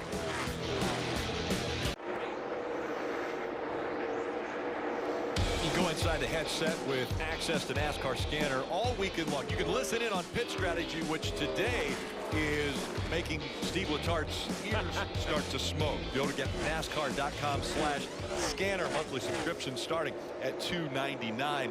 And we see the 18 in front of the 12 of Ryan Blaney. So Kyle Busch has been able to put Ryan Blaney a lap down. Kyle Busch came to pit road at the end of stage 1. So he was on pit road at lap 52. Kevin Harvick was on pit road at lap 39, as well as Denny Hamlin. Those two stayed out at the end of the stage. Yeah, so Kevin Harvick is probably 5, 6, 7, 8 laps away from a pit stop, depending on how good a fuel mileage he's getting and how much he saved. Kyle Busch is really looking at the best because the concern for Kyle Busch is that tires weren't going to matter. Well, they've mattered. He has driven back through the field, so he can go not all the way to the end of stage 2, but really close, probably 5 laps to the end of stage 2. Come to pit road, probably get 4 tires again and be set up very good for that last 60-lap stage. So right now, you asked me earlier what strategy did I like. I wasn't sure. Currently, the 18 of Kyle Busch looks like he's going to be a great strategy. The concern for Kyle Busch is after Kevin Harvick hits pit road, he can't have a yellow. If he has a yellow, and really any yellow in the mix of this, is a major, major wrench in the system. Yeah, Kevin Harvick thinking about pitting here in about 8 laps or so, Steve, so you're right on it. They will have to pit before the 18. So we saw Kyle Busch pit early in stage 1. Well, they did that to get the points in stage 1, while Kevin Harvick did get points in stage 1, but they were willing to forego that a little bit. So, Steve, why do teams not play the strategy as much here in stage 2? That would kind of take them out of the contention for the win, correct? Yeah, I mean, basically, you're just trying to position yourself for that last 60-lap run. That's this whole goal. Now, there are some drivers that are trying to position themselves in the playoffs, and the end of stage 2 is very important for them. I think that's going to be more of a conversation over these last 23 laps is who pits and then stays out at stage 2 as the 4 slides across the 12 nose, or who says, you know what, I still have to fill that points bucket. So there are other drivers that may try to gamble, maybe take 2 tires, but all these leaders, I expect 4 tires under green. I saw your eyes kind of cross right here when you saw this move. The 4 drives underneath the 12 of Blaney, and you think it's going to be a routine pass, but then the wiggle by the 4, he needs all the real estate. Luckily, there was some real estate in front of the 12 for him to take. It's taken so long for the 4 of Kevin Harvick to get by the 12. Remember, Kevin Harvick was the race leader and couldn't get by the 12. Then after the 18 went by, Kevin Harvick was able to get by. Now we see the 4 on pit road for a green flag pit stop. Marty.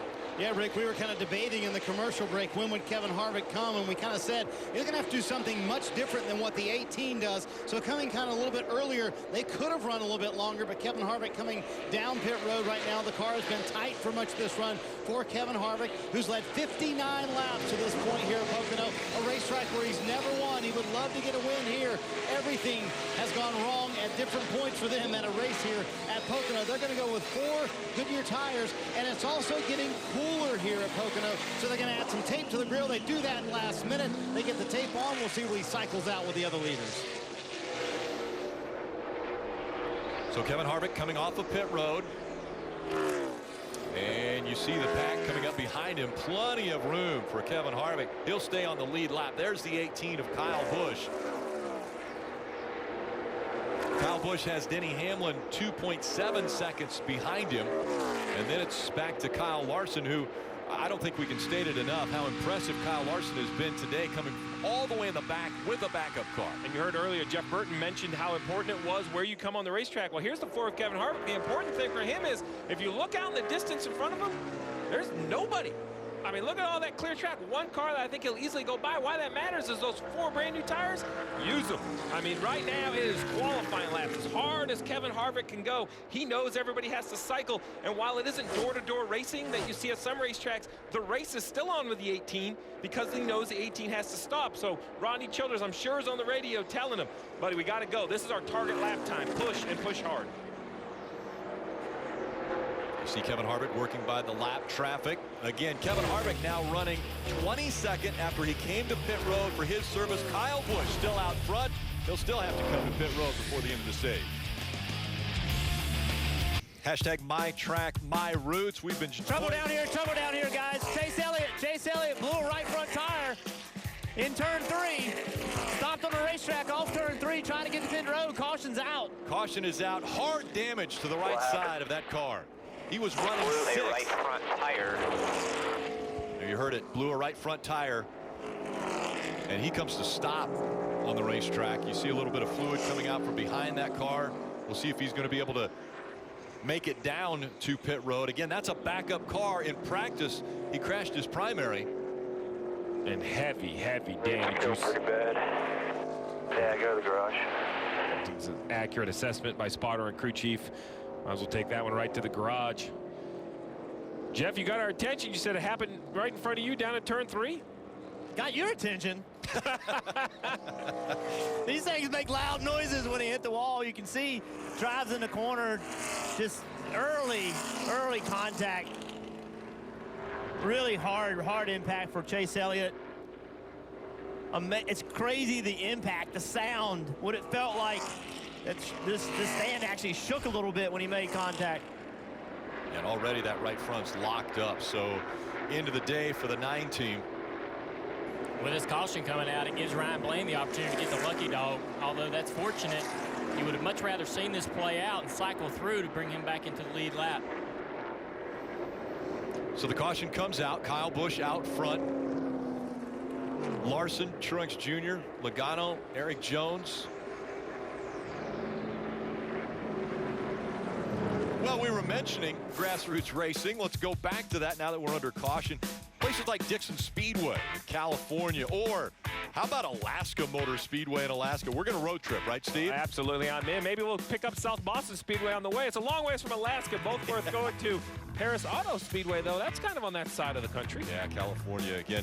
FansChoiceTV.tv or FansChoice.tv gives you an opportunity to enjoy racing all around the country. Everywhere. You want modifieds, you want dirt, asphalt, late models. The list goes on and on. You just log on, you watch, all free. That's why I enjoy a lot of my short track action. And the great part is, Stevie, it's free. I had a chance to check out a modified race last week, Berlin from Michigan last night. It's spectacular. Yeah, they also have replays. If you missed something earlier in the season, you can go back and watch that as well. Racing all weekend long. Yeah, I watched the K&N race Friday night from Iowa on Fans Choice. Good race. That's a great program. Go check it out. I saw you fist bump when South Boston Speedway came up there too, Jeff Burton. I did. It's awesome. I feel like I'm at South Boston Speedway, sitting in turns 3 and 4 down here. It's awesome. Well, we mentioned that a caution would throw a wrench in everything or be a great break. 4 of Kevin Harvick had just pitted. This caution could not have come at a better time for Kevin Harvick. I assume he's just going to stay on the racetrack where everyone in front of him should come to pit road, and the lead will be handed back on a silver platter to Kevin Harvick. Oh, the 18 knows that's going to happen. He stays on the racetrack. Kelly. Well, Kyle Larson brings his car to pit road. He went from having a very loose race car to one that was just a little bit too tight, so they're going to go halfway back on their adjustments. Last time you see the chassis adjustment there, it is 4 Goodyear tires, Sunoco fuel for Kyle Larson, Marty. Joey Logano coming down pit road, running third right now. Loose on entry, tight on exit for him. Still struggling mostly with a tunnel turn. 4 fresh Goodyear tires for him. Martin Truex Jr. on the right side of your screen. He said his only complaint, too tight in turn 3, and they're going to take a chassis adjustment there for Martin Truex Jr. Kyle Busch staying on the racetrack. Adam Stevens told him the call was, quote, Maury Povich. We need to stay in the long game. There you go, Rick. 2 tire stops for Keselowski, Hemrick, Boyer, and Wallace. Well, Jeff Burton mentioned that the earth moved. The reason being is right there. The 9 getting into the wall.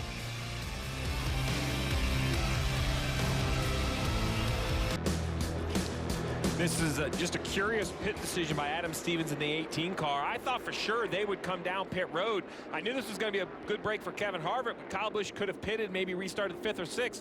Adam Stevens obviously has a plan with how it should cycle through the second stage, but I'm concerned right here. We saw how important tires were when Kyle Busch had them and Kevin Harvick didn't. Now it's the opposite. Kevin Harvick on much fresher tires, as is Denny Hamlin right there on the inside.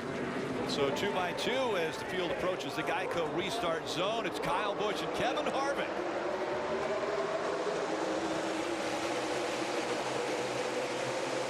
Here they come. They take the green flag. Kyle Busch immediately pulls to the inside, throws the block on Kevin Harvick. That'll seal off that advance, at least for now. So Busch is away with the lead. They're stacked up double wide and 3 wide mid-pack now. 4 wide as they work their way out of turn number 1. Everyone chasing Kyle Busch. Still 4 wide there. The Team Penske cars are Brad Keselowski, Joey Logano getting together now. Back to 3 wide. Let's see what they're going to do coming down here into the tunnel turn. Something's got to give, guys, as they funnel into this narrow corner. I don't know how they do it. Just about every time they get through there without near disaster, but nobody gets into the fence. Nobody in trouble. I think Truex decided he was safe on the bottom. He made it 3 wide. Here's 4 wide again in turn 3. William Barnley out in the bottom. I don't know how, but they're all going to make it out of here. We knew that restarts were going to be crazy, and they have been crazy all the way around the racetrack. Kyle Busch out front, Harvick running second, Hamlin, and look who's in 4th, Jimmy Johnson. Jimmy Johnson running into 4th position, further back 3 wide. What a move by Eric Jones to the inside of Hemrick, and Hemrick will take Menard up the racetrack. Hemrick will hang on to the spot. Keselowski gets through. Man, Menard got shuffled way up top off 1 that time through. Yeah, you got to think that Hemrick doesn't want Menard to get back to him because Menard's pretty upset, I'm sure, about that move on the turn 1. Down into the tunnel, but look at Hemrick forcing that outside line. Not willing to lay over Brad Keselowski. That outside line works, but Kyle Larson under attack from Boyer now. Kyle Larson got underneath Alex Bowman, but lost his momentum. Clint Boyer taking advantage of it. Boyer loose. Now Alex Bowman trying to get on the outside of him. Boyer with a little bit of a wiggle. That now gives the opportunity to the 1 of Kurt Busch with momentum, but there goes the 42 of Larson moving on the outside. Give and take is about to turn into grab and go here as this pack comes off the end of the front straightaway. Daniel Suarez to the inside of Kurt Busch. He'll slide through. He'll grab a couple of spots as the battle continues. Suarez once more. Now he'll cut to the inside of his teammate Almirola. Look at William Byron as they freight train down this long straightaway. As we move forward ahead of those guys, there you see Daniel Harris leading them into the tunnel turn. We go back to William Byron 3 wide here. Oh, look at that. Blaney just about gets to that quarter panel there, and he chases to the outside of William Byron. Look at how these guys are fighting with that PJ1 traction compound. Something to add to the intensity level, guys. I'm getting a few raindrops out here. It's not raining hard, but it's raining a little bit. William Byron still trying to get underneath Blaney to clear him. We saw on the radar the possibility of maybe a cell going through, and so it had been breaking up, but maybe that's what Adam Stevens was thinking, keeping Kyle Busch out there. Right now, Daniel Suarez is still the man on the move to the inside of Paul Menard off the end of the front straightaway.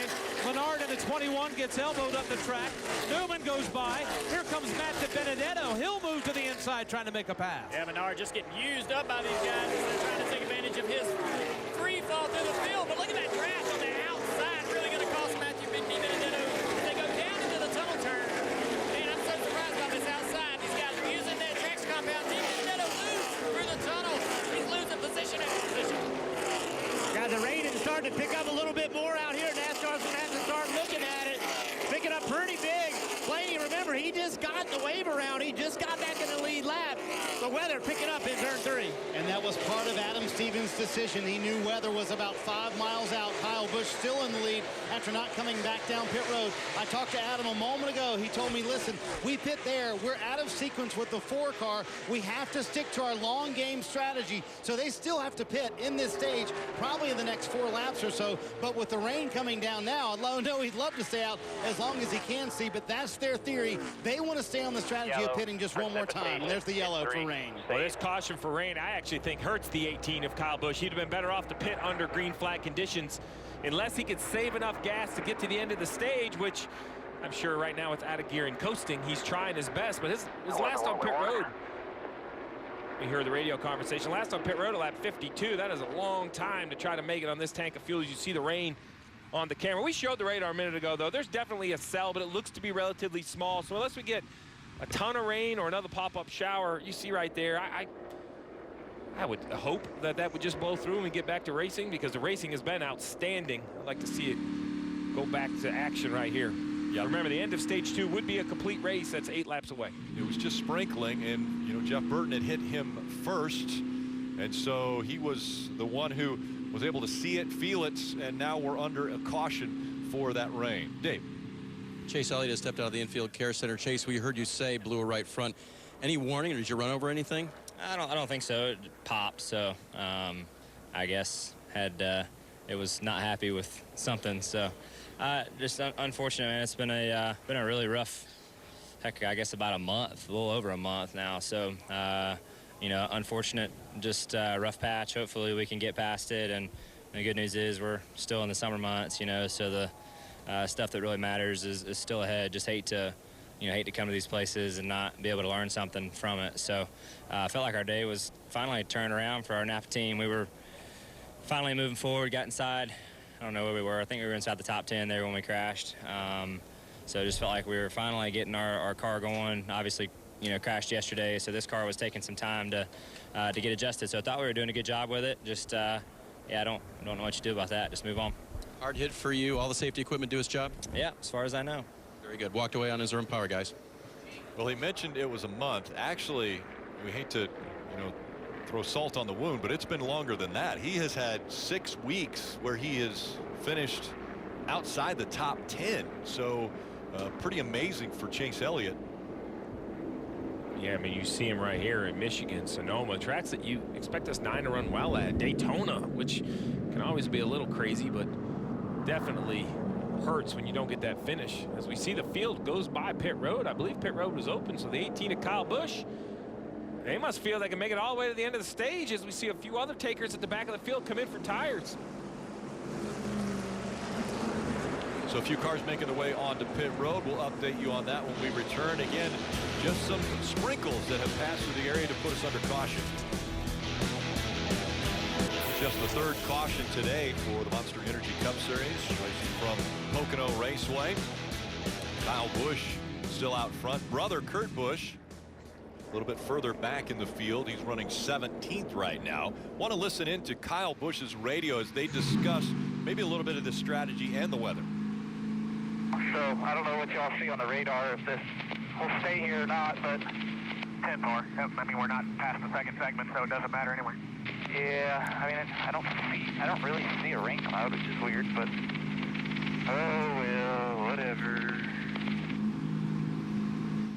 Lights are off the pace truck, meaning next time around they're going back to green. Can he stay out, Steve? Well, I assume he can make it to the end of stage 2. It's about 5 laps away. Let's hear from the man himself, Marty. Well, let's chat with Adam Stevens. I don't think the rain is exactly what you wanted to see. What's your fuel situation right now? It's the cautions we didn't want to see, regardless of what precipitated the cautions. But, you know, we really wanted the green flag laps, so everybody had a lot more laps on their tires, and we could restart maybe 6 or 8 with new tires and run those guys back down like we did the previous segment. But now we got so many cautions, I don't think too many of them are going to pit.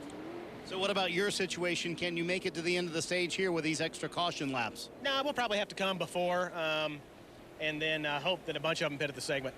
There you go. So again, he's been playing the long game the entire time, Steve. So hope that answers us a few of the questions on what's going on with the 18. It does answer a few, and what he meant, let's start with his first thing. He hoped it was under green. What he was hoping for is Kevin Harvick and all of those guys that pitted 2 cautions ago were going to have to use their tires to get to the end of stage 2. This yellow has burned a few laps, not hurting Kevin Harvick's tires. That's going against him. His next hope is that he can come to pit road before the end of this stage. You see right here, he does not like that yellow for the weather. That's just helping the 4 of Kevin Harvick. So his next hope is he's going to pit in probably 3 laps right here. Jimmy Johnson behind him, he's a guy he knows he has to pit. He's playing for the points. Ricky Stenhouse Jr., you know, there's guys out here that are points racing. He knows he is upside down to the 4 car right now, but he can't fix that. He's just hoping that he starts somewhere maybe inside the top 15 with fresh tires. Either way, things have definitely gone away a little bit for the 18 on their strategy. It's going to be a sprint to the end of stage 2. Again, there will be 5 laps to go. That front row made up by Kyle Busch and Kevin Harvick. And it's Denny Hamlin and Jimmy Johnson back in row 2. Eric Jones, Ricky Stenhouse Jr. in row 3. Engines revving up, back through the gears they go. I can't think of a more important restart than for Jimmy Johnson, the 2nd car on the outside. He needs these stage points with only 5 to go. Here they come into turn number 1. It's Kyle Busch on the outside, Kevin Harvick down low. Busch from the outside will reclaim the lead. Jimmy Johnson around the outside of Harvick to 2nd. Harvick falls to 3rd, and right now Denny Hamlin is under fire for position number 4 in 3-wide formation. What a move by Jimmy Johnson around the outside down there in turn 1 and 2. You're definitely going to see a lot of that in stage 3. Down into the tunnel turn. Look at those guys making ground up. Joey Logano, Mark Truex Jr. making advances through the field, through the tunnel turn. See Daniel Hemrick in that yellow and black car. He's had a good run so far today, trying to take advantage of this restart, get a little bottom. Trying to clear the 43, cannot do it. Kyle Larson putting pressure on both of them. Yeah, he's got the 43 and the 8 just in front of him. Kyle Larson trying to make up some room. 4 laps to go now as Kyle Busch out front. Jimmy Johnson running 2nd. Harvick, Logano, and Truex top 5. Further back, here's Alex Bowman. He'll swing out of the pocket, down to the inside of Hemrick, down to the inside of Bubba Wallace. What a move by Kyle Larson to make that move off the end of the front straightaway. Behind them, still double wide, still 3 wide as well as they head to 2. That's what you have to do. You got to be aggressive on these restarts. This is the opportunity. You see it. William Byron. Look at Ryan Newman. When you get a run, you have to take it. It's so hard to pass as these cars get strung out. The opportunity to pass is now. They're still battling for position off that tunnel turn.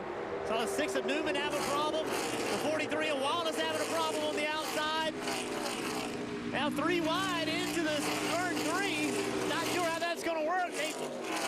They work it out. Newman ended up getting back in line. Newman lost a lot of spots, though. This little group led by the 14 of Clint Boyer. Closer to the front. Speaking of Alex Bowman, there he is to the inside of Ricky Stenhouse Jr. with Kyle Larson looking on. They are racing for the 10th position right now with Bowman in 10th, and Larson is on the move to the inside of Stenhouse. And Larson's trying to stay away, not allowing Stenhouse to side draft him. Stenhouse is going to look at this battle of cars. 3 wide. The 41 to Suarez with a run on Newman. Ryan Blaney, does he know they're 3 wide? Oh, look, 41's going to drift up a little bit. He's loose. They're in the fence. Ryan Blaney's in the wall in the back straightaway. All right, Blaney has done a nice job of recovering, but then he's got damage. You see the Suarez has damage on his right rear. A lot of smoke on Suarez. Both those cars will head to pit road. Blaney spinning in 3. He's against the wall, not heavy contact. Got a wreck behind you in 3. Caution is going to come out. The 18 of Kyle Busch was on pit road, and now the caution is out. Pit road would have closed once Jimmy Johnson crossed the start-finish line, because that would have been 2 laps to go. Issues for Ryan Blaney, though. He spun. The caution comes out. They were already on pit road, so they're going to do the service. Yeah, this is a little bit of a good break. I won't say it's monumental, but it's going to save 2 hard laps on the 18's tires. He's going to be able to go out here now with these 4 tires, Marty. That is a decent break for the 18. Kyle Busch was called to pit road. Then he said, why is everybody else going to come at the stage? He said, Bud, we don't have fuel to make it to the end of the stage. So they had to come down pit road then. But Steve, you're dead on with this caution. With Ryan Blaney's spin, this is exactly what Adam Stevens and Kyle Busch wanted. Saves 2 fresh laps on those Goodyear tires. Let's take a look at that action through the tunnel turn. that caught the 12 car. The 41, before this, the 41 dove down in the corner and got loose, got up into the 12. That carried both those guys up the track and into the fence, and obviously you see the damage and the smoke. Yeah, you see Blaney right there in the back. He's got a tire down. See the car wiggling, ends up spinning out, which actually was a break for Blaney. A little bit of contact, but not bad. That caution came out, actually helped him and Suarez. Without that, they're going to have to pit on the green with damage. So the caution was beneficial to him. All these guys scattered. Look at this. Look at this. Look at what happens with all these people trying to get around them. This crazy action. It's easy to forget they're running about 180, 185 mile an hour over there. Driving like they're on a short track. And the timing of when the caution came out was very close for Kyle Busch, who, when the caution comes out, it closes pit road. He was just barely on pit road when the caution came out. Here's the 18 radio.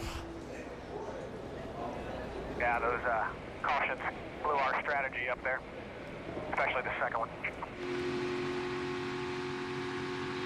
So the second one is he's referring to the one for the weather, the rain. They knew, listen, the 9 car hitting the wall was the first caution. That's when they made the decision to stay on the racetrack that we thought was a bit curious, but Adam had a plan. And then when the rain came, that hurt his plan because that allowed everybody else to ride around under yellow. Now here is the 18. At this point, his only hope is that a lot of guys pit at the end of the stage. And unfortunately for him, when I look at the last pit, most everyone's in around lap 85. A lot of those are yellow.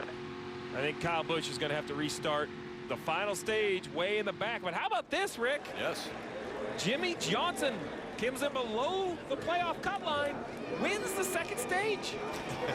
Well, not only wins the second stage, but this is only his second career stage win. Check that stat. That can't be right. I know it. Crazy. Jimmy Johnson's second career stage win. He gets it here at stage 2.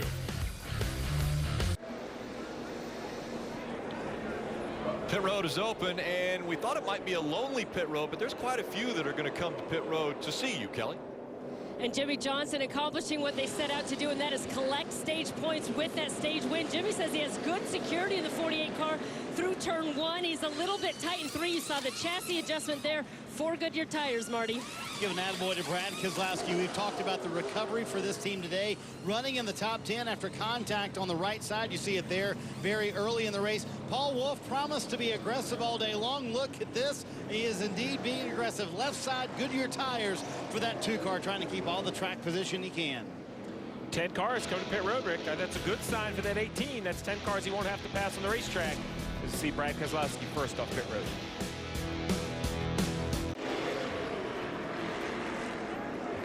Getting ready for the final stage of Monster Energy Cup Series racing from Pocono, the Gander RV 400. Let's check in with the guys once again. Hey, a restart coming up, and you guys have been doing an amazing job of what they look like in front of you. Rick, restarts are always intense, especially here at Pocono, and the restarts carry themselves through turn number 1, and that intensity seems to have rolled off 1 and up the back straightaway to you, Junior, down in the tunnel turn.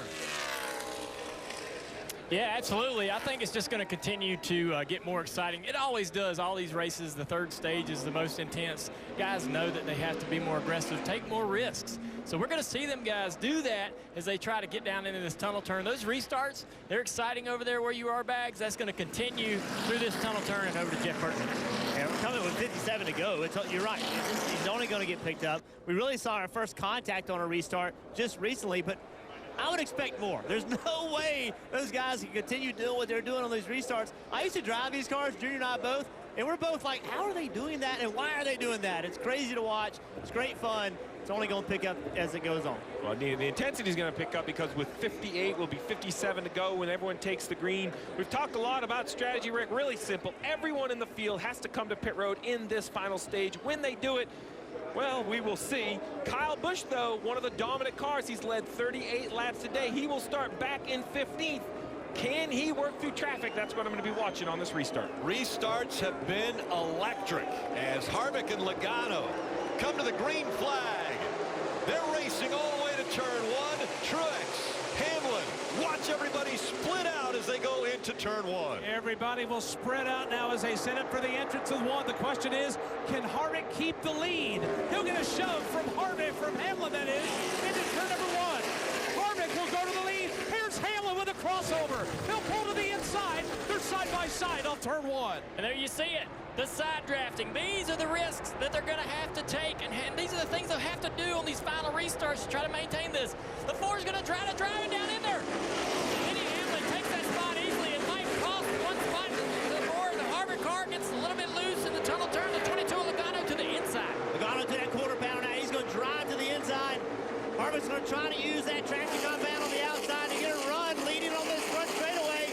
Who can get a run from behind? Two cars side by side are going to be slow. He's got some momentum now. Harvick now surging in front of the 22 of Logano. Logano, he's trying to side draft him as they go to one. Harvick now on the outside. Logano downstairs. Eric Jones waiting to see where he can go. Logano drives way deep into one.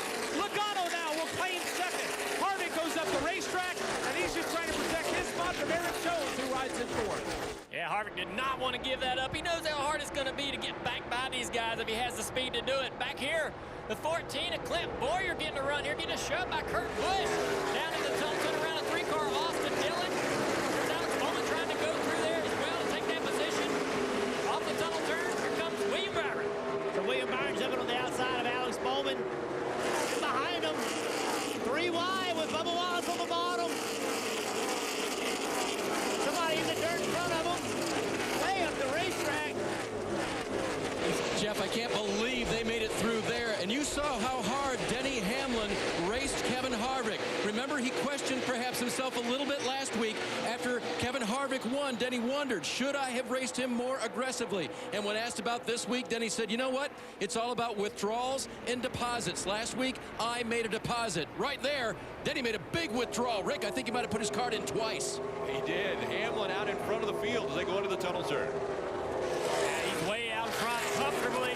This is a track he's real good with. He's got a lot of wins here. Feels like he can come here and win any time. There you see a 21 car, all car going through the tunnel turn. Guys back in the pack, lots of battles still going on. Yeah, there really are battles going on. See Ryan Blaney trying to work himself back up in the back again. Eric Almirola on the bottom right here. Trying to get 2 for 1 in turn 3. Well, we mentioned the good fortune of Jimmy Johnson winning that stage. Well, this is what it does. It puts you back in traffic, and look at this contact with the 38 of Reagan off from turn 3. You have to stay in the throttle. He did it, but you saw the 18 streak by below both of them. Here's Jimmy Johnson after that contact. Looks like that right front fairly clear of any damage. He's been able to keep on, and right now he's mid-pack, but he's got a lot of ground to make up, Dale. Yeah, he's very lucky if that right front isn't damaged and it doesn't cost him any issues as far as handling or arrows. This race goes on. They've had great speed. Guys down in the corner trying to put pressure on the 34 car here. Trying to make, look, he can get loose, trying real hard to get by there. Got a little damage on him there for a quarter panel as well. Let's see if he uses this outside line. We saw how loose he was. Expect other drivers to start complaining about being loose. The sun has come out. It's much warmer right now in the last 2 or 3 minutes than it's been all day. Jimmy Johnson hands full now after winning stage 2. Look at this, Steve. Yeah, this is one of the most dangerous parts of the racetrack, the exit of this corner. So easy to overcorrect. We saw Kyle Larson do it in practice. Jimmy Johnson gets fortunate and very skilled behind the wheel to keep it out of the outside wall. Right now Jimmy Johnson is racing through turn number 1.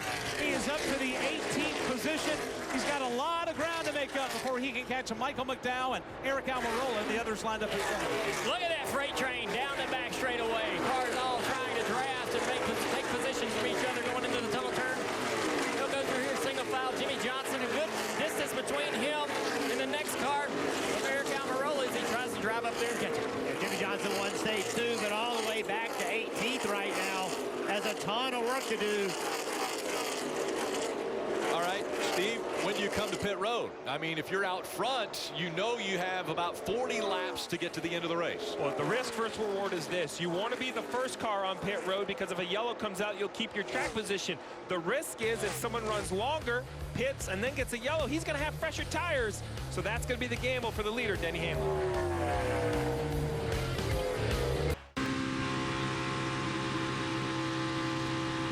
And let's take a look at the Ram trucks built to serve, Steve.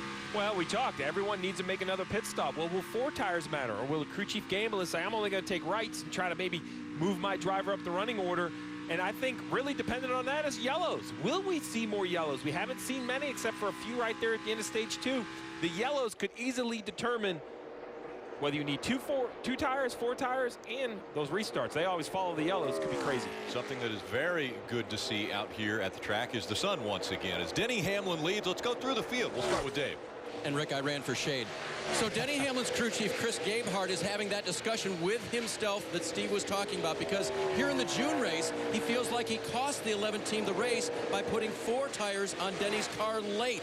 He has to pit fairly soon. One more time, Marty, and it'll be maybe 2, maybe 4, depending on what his mind tells him. Dave, for a second place run for Joey Logano right now, and they feel like they're coming into a great part of the schedule for the 22 team. Watkins Glen next week, Michigan, where they won in the spring, and then Bristol, one of Joey's best racetracks. So far today, very solid afternoon. They have tied for earning the most points with the guy right behind him, Kevin Harvick. Just checked in with Rodney Childers. He said the leaders will pit about lap 125 or so. Harvick's car in traffic. That's the biggest issue for them right now. When he was out front by himself, car got a little bit too tight for him, Dave.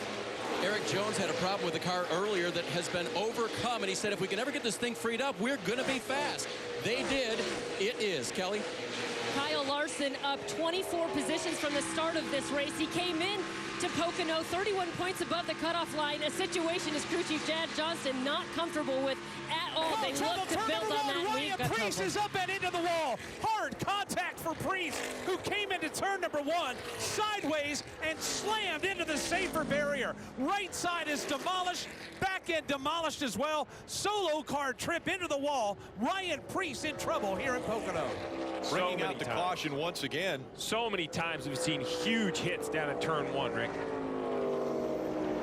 So Ryan Preece, the right side destroyed on that race car. And the caution comes out once again.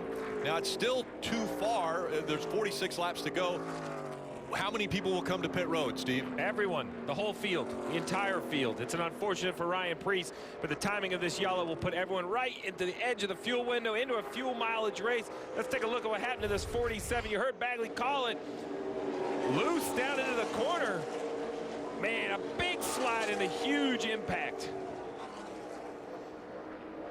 That was absolutely massive when he came in there, and he just nailed that safer barrier right there. He rode it for a moment, but the right side is done. That car is done, and what a hard contact. And this is how it looked from where I was standing here. All of a sudden, I happened to look over and like, whoa, where's the button? There we found the button, and it was Ryan Preece. That was the reason for the caution flag. Took us totally off guard. Didn't expect that to happen, but when it did, it was big, as they tend to be here in 1 at Pocono.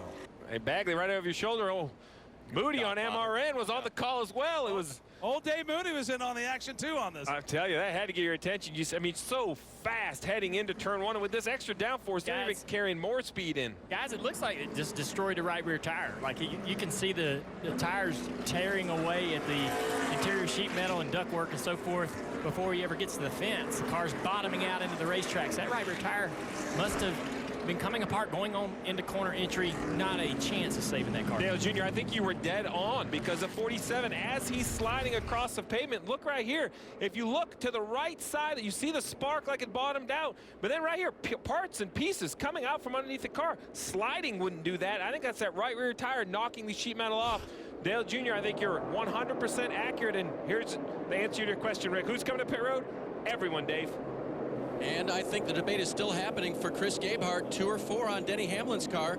He brings the 11 down. He said it was pretty good all the way around. A little tight except free into turn 2, Marty. Dave, we're going to see who the brave crew chiefs are right now. They're about 4 laps outside of their window to make it to the end of the race. Kevin Harvick was told by Rodney Childers this is a bad spot for everybody. But Todd Gordon making the call for 4 Goodyear tires on Joey Logano's car. Also, Rodney Childers going with 4 Goodyear tires. You need 2 full cans of fuel. But you see the other guys going with 2 tires, gambling here at the end of the race, maybe the last stop of the day. Yeah, Marty, a lot of gambling taking place as we saw the race off pit road. 2 tires, no tires for quite a few. A lot of positions moved. Monster Energy here at the track, and they are helping out the fans enjoying the experience here at Pocono Raceway. The King, he's signing everything, and he actually signed Bubba Wallace's arm earlier in the week, and we think there might be a tattoo that will be involved with that. I said it once, I'll say it again. Don't ever challenge social media to help you make a fool of yourself. Well, next Sunday on NBCSN, it's the NASCAR Monster Energy Cup Series moving to the road course than we normally do. We're going to call it radio style. The Essence will be covered by Mike Bagley. Fans jumping up and down, yelling, screaming, losing their minds here at Watkins Glen. Dale Earnhardt Jr. will have the inner loop and into turn 5. Truex is definitely putting the pressure on. Jeff Burton has turn 6 and 7. Trouble right in front of me. Joey Logano in the sand. This race comes down to these two drivers right now, headed up the back straightaway. And once again, we'll be back at it radio style. That's next Sunday on NBCSN, 3 o'clock. And Steve, that means more strategy for you. I'm telling you, my head hurts, and I thought when I say, oh, we're in the final stage, this will be simple. Anything but. Pit road has opened here. Most of the guys have pitted. It's 3 or 4 laps outside their window. Can they save that much fuel? Kyle Busch stayed on the racetrack because I think Adam Stevens says, you know, I'm not exactly sure how this is going to play out, but following everyone is not going to give my driver a chance to win. I like trying something different. But I'm going to also keep my eyes peeled, though. Will someone towards the back of the field maybe jump in here when we get the 1 to go and get a little bit more fuel? Get a little bit closer. I look back of the pack, Stenhouse Jr., Menard, somebody back there, steal a win. Get their way into the playoffs on a fuel mileage win at Pocono. I think we're coming to 1 to go, so kind of see at the top of the screen. And who will duck in there? Here we go. There's a few that we talked about right there. Well, Steve, the reason we love this radio-style broadcast is the guys are right there with all the action. As a matter of fact, some of them have been a little bit closer than they wanted to be to the action, like the reaction of Jeff Burton as the 9 went by. And how about the bagman? Grab the button. Grab the button. The bagman all over it there in turn 1. So we see the 21, Paul Menard. You know, he's currently on the outside of the playoff picture. The 17 of Ricky Stenhouse Jr. currently outside the playoff picture. If this thing runs green, they might be the only guys that can stretch fuel. Let's take a listen to the leader, 18 of Kyle Busch. So all those guys that hit, they are going to try to go or just go on one more stop. Well, now they're all one more stop. See, where we had them is we had way more fuel, and we only needed less than a can. They all needed 2 cans, and this is putting them where they need 1. Back square on strategy, we're just down on tire? Yeah, we're 11 green flag laps down, but most of them did 2. So our lefts are still newer than their lefts. So you see it, that's a driver trying to understand where he's at. I mean, I have having a hard time following along up here, and I've done this for many years in Adam Stevens' position. Think about Kyle Busch. All you know is what's out your windshield and what's out your rear.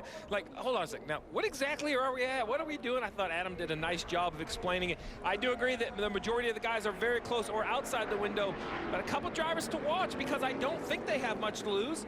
And that's that 21 of Paul Menard and that 17 of Ricky Stenhouse. If this runs green, they can make it. The problem they're going to have is, can they make it and stay ahead of the guys that come get a splash of gas? Remember in that first stage, we saw Kyle Busch come to pit road and pass guys that were on the racetrack, so they're going to have to run hard. But either way, 42 laps to go, Rick. There's a lot to follow. And maybe a good sign for Kyle Busch. He has every one of his teammates around him. It's Kyle Busch, Eric Jones, Denny Hamlin, and Martin Truex Jr. All Joe Gibbs Racing, 1 through 4. Green flag back in the air. Busch went with an immediate crossover across the nose of Eric Jones. Further back, here comes Brad Keselowski. He'll pull to the inside. He'll go 3 right, trying to squeeze his way through, and he'll do it. He'll clear 2 cars in 1 shot. Further back, 3 and 4 wide, as everybody now is chasing Kyle Busch. Yeah, Joe Gibbs Racing is the freight train out front, down this back straightaway toward the tunnel turn. They're going to work together as teammates, but if they see an opportunity to pass, they have to take it. That could be for the win here as we close in on the finish of this race. Everybody's really tunnel turn pretty safe so far. See Keselowski jump out. William Byron followed him, trying to get around Hamlin. Hamlin loses some spots on this restart. And now Brad Keselowski Keselowski has picked away one of the Joe Gibbs Racing cars out of the top 4. Keselowski up into that 4th position as we see the 8 of Daniel Hemrick way down on the inside of the track. Daniel Hemrick trying to make some hay down low. He's trying to race down to the inside of turn number 1, and he's got a whole lot of help. Look at the old heave-ho coming into the corner from Clint Boyer. Now Boyer has left the race with his teammate Daniel Suarez and Jimmy Johnson in the mix as well. Johnson's trying to crack his way back into the top 10. Yeah, all these guys are trying to dispose of Daniel Suarez, who had that damage from the issue earlier with Ryan Blaney. Down into the corner here. Suarez is going to maintain that spot. Here's a helmet cam. We ride along, exiting the tunnel turn with Jimmy Johnson. Yeah, now they drive into turn 3. Denny Hamlin still having trouble under assault from William Byron. Hamlin trying to make that outside work. Going to get a good run on corner exit.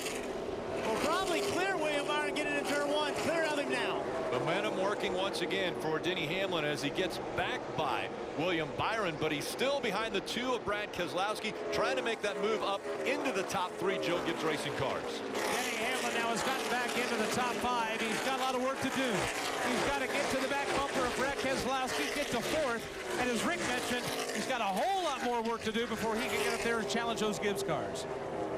And he's got great speed in that number 11 FedEx Toyota, but gave up those positions. He's probably frustrated with that, trying to figure out what his car needs. As this racetrack changes, as the race gets longer, we get later in the event, these cars need to be freeing themselves up. I'm sure the track's tightening up on Denny a little bit. Only 40 laps to go. Austin Dillon having a good day, running 7th right now. 5th fastest lap time. Denny, hang on, have a good run here today. There's Austin Dillon, and Dillon up there in the top 10 running in the 7th spot. You see him fanning out once again as everyone trying to find some position, maybe a little bit of side drafting now as we move back up to the front. Here comes Kyle Larson looking at the back of that 48. Kyle Larson powered his way down to the inside of the racetrack. He's giving Jimmy Johnson the good look.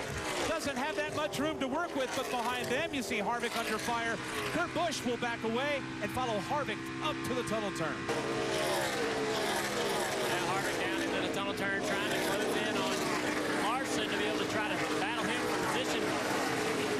You're watching that battle from the roof of Kurt Busch's car. He's got Alex Bowman on the inside down in turn 3. The last lap through the tunnel turn. Joey Logano 3 wide on the bottom of the racetrack. A little bit of contact with the that's just the bottom of the racetrack. You saw that smoke fly out. It's really rough down there. This continual action, then 3 wide, just pushing the issue, trying to make something happen.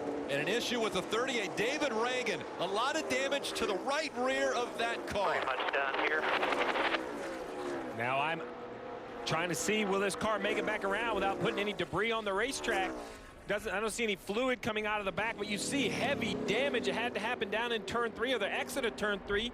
He gets to the apron of the racetrack, but I don't see any damage or any damaged parts coming off. We'll have to see if he can make it back around. Here's for the 9th position, Suarez and Boyer fighting it out. While those 2 fight for position, still no caution. Kyle Busch still out front for Pocono as we go NASCAR nonstop. I love coffee. You saw it in nonstop. The fight for the 12th position between Kyle Larson and Alex Bowman. Look at the move that Larson makes here, and Bowman blocking. Almost contact there, but Larson takes that spot away. Larson has made his way up into the 12th position. So it's Kyle Busch, Eric Jones, Mark Truex Jr. You see this move? Larson. A little side drafting, a little close call there, but Larson takes the spot. Marty. Rick, 34 to go, and it's interesting with the fuel situation. You have cars and drivers that are dealing with things that they're 1 lap short to 4 laps short. Now, Pocono used to be a racetrack where you could save a ton of fuel. Steve, you know this. They were shifting out there. You could change your shift pattern. You could lift earlier. But with this 550 package and no longer shifting here at Pocono, it's almost impossible to save fuel now. So they're really in their bed where they're going to be either 1 to 4 laps short.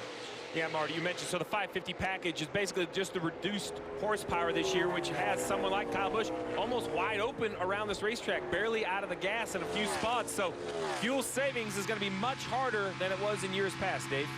Steve, Eric Jones runs second. This was a communication from his crew chief. We got all the fuel numbers here. We think we're just over 2 laps short, just to give you some info. I don't know that we can save that, but if we catch a caution, we'll be in good shape. Eric responded back to Chris Gale, I cannot save you 2 laps here, not anymore with the 550 package. Kelly? Running back in 7th is Austin Dillon, and here's what his crew chief said to him. Let me know when to start saving, Danny. Lean down where you can. The 8 is going to protect out the back. You just start lifting early. Do not use any brake. Just let it roll, buddy. The good news for Austin Dillon is that William Byron, who's 1 position ahead of him, is in the exact same boat and has been asked to do the exact same thing. The concern that Eric Jones has running second is that there are so many guys that don't really care if it doesn't work. What I mean by that, we just heard Austin Dillon in 7th, Hemrick in 8th. Go down the line. Jimmy Johnson, can they gamble? Perhaps, maybe not. Go down even further. You look at the 95. How much would they gamble? The 6 of Newman, the 43 of Wallace. Even, say, Alex Bowman in 13th. All of these guys can run out of gas. They can be wrong because a win is a golden ticket in the playoffs, or if you're Alex Bowman or Kevin Harvick, you already have a golden ticket. So why not try to gamble for another one? So Kyle Busch came to pit road on lap 98. He stayed out under the most recent caution. He has 17 laps more, as far as he's used 17 laps more of fuel and tires. So how early does he have to come in? Well, I mean, he's going to have to come in probably with about 20 laps to go, I would assume. I mean, the big question is, does he take 4 tires, 2 tires? At this point, I think he's just hoping for a yellow, although even that's not going to help him because that's just going to help the guys trying to risk it on fuel. They dive down here in the tunnel turn. The 4-car, Kevin Harvick trying that outside groove in turn 1, trying to find some clean air. He's also looking for that grip of the traction compound, but needs the clean air to be able to pass Clint Boyer. You know, last time through here, he went to the middle of the racetrack trying to get on the outside of Boyer to get that clean air. Doing it again. Going to get a good run off turn 3. Going to have some momentum. Going to probably drive underneath Clint Boyer. Clint Boyer is not going to try to block him. Kevin Harvick moving to the outside. He's going to try to take the position away. Already led 62 laps here today. He'll pull to the inside as he's cracked his way now into the top 10. But Harvick's got a lot of work to do as he comes into turn number 1. He's got Daniel Hemrick directly ahead. We mentioned how Daniel Hemrick was going to be the blocking car for Austin Dillon. Yeah, good luck with that with Kevin Harvick breathing down your tailpipes. Yeah, the Hemrick. Man, what a great day he's had today. Up in 8th place, right in front of Kevin Harvick. Kevin, obviously a much faster race car. He's got to work hard, though, to find his way around this number 8 of Hemrick. Because the last time through turn 3, ran that middle groove. Let's see what he does this time. Battle back for third. Battle for third on the front straightaway. Martin Truex Jr. has it, and Denny Hamlin has closed the gap. We've seen Hamlin use that momentum out of 3, and then will he try something in 1? A couple of Toyotas there linked up together. Denny Hamlin surveying his options. He'll decide to go outside of Truex. He's trying to get a run from the top of turn number 1. Truex is strong down low. Hamlin will stay with him stride for stride off the corner. Yeah, I think that outside line is more just to maintain that gap in turn 1 and 2 so he can stay close and be in position as they go through the tunnel turn here and maybe set up an opportunity to pass in turn 3 with Jeff Burton. He had a good tunnel turn. Broke even with Martin Truex through the tunnel. Now let's see if he does what Junior was talking about. Run a different lane. Does run that middle groove, but Truex takes it away from him. Truex ran at the racetrack, took the air away from him. So the question is Denny Hamlin trying to pass the 19? We just heard all the reports. I can't save. How do I save? One good way to save, pull up in front of the guy in front of you, run a little part throttle, take that draft down the straightaway. We're going to go NASCAR nonstop once again. Kyle Busch still out front.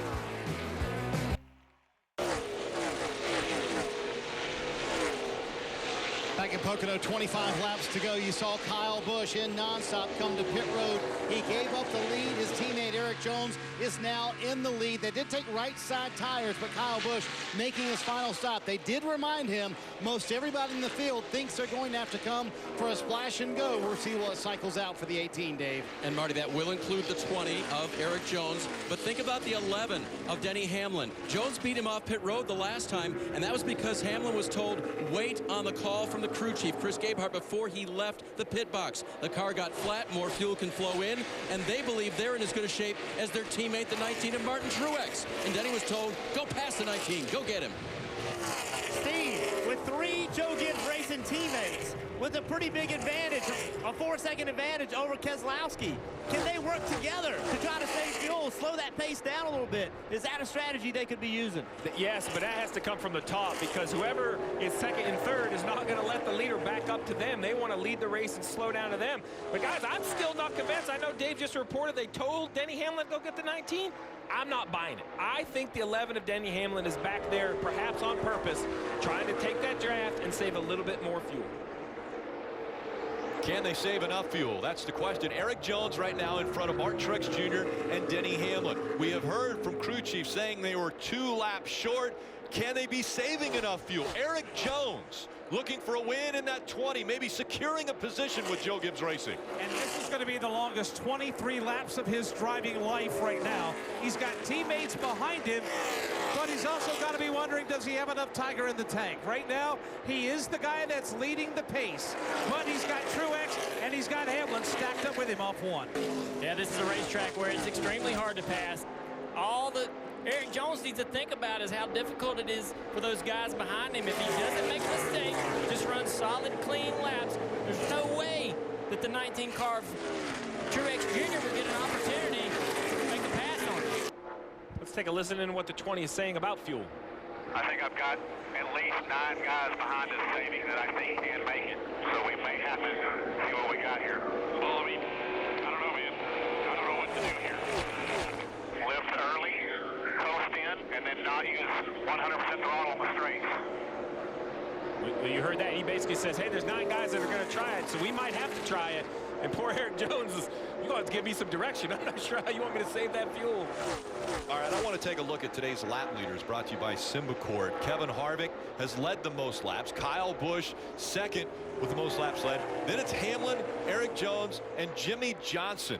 And amazingly enough, you've got Eric Jones with 5 laps led and potentially will have to save fuel in front of this field to try to get his first win. So as I look through timing and scoring, Eric Jones says, hey, how do you save fuel? As crew chief said, lift early. Well, that all affects lap time. Eric Jones, Truex, Hamlin, as Jeff mentioned, they're way out.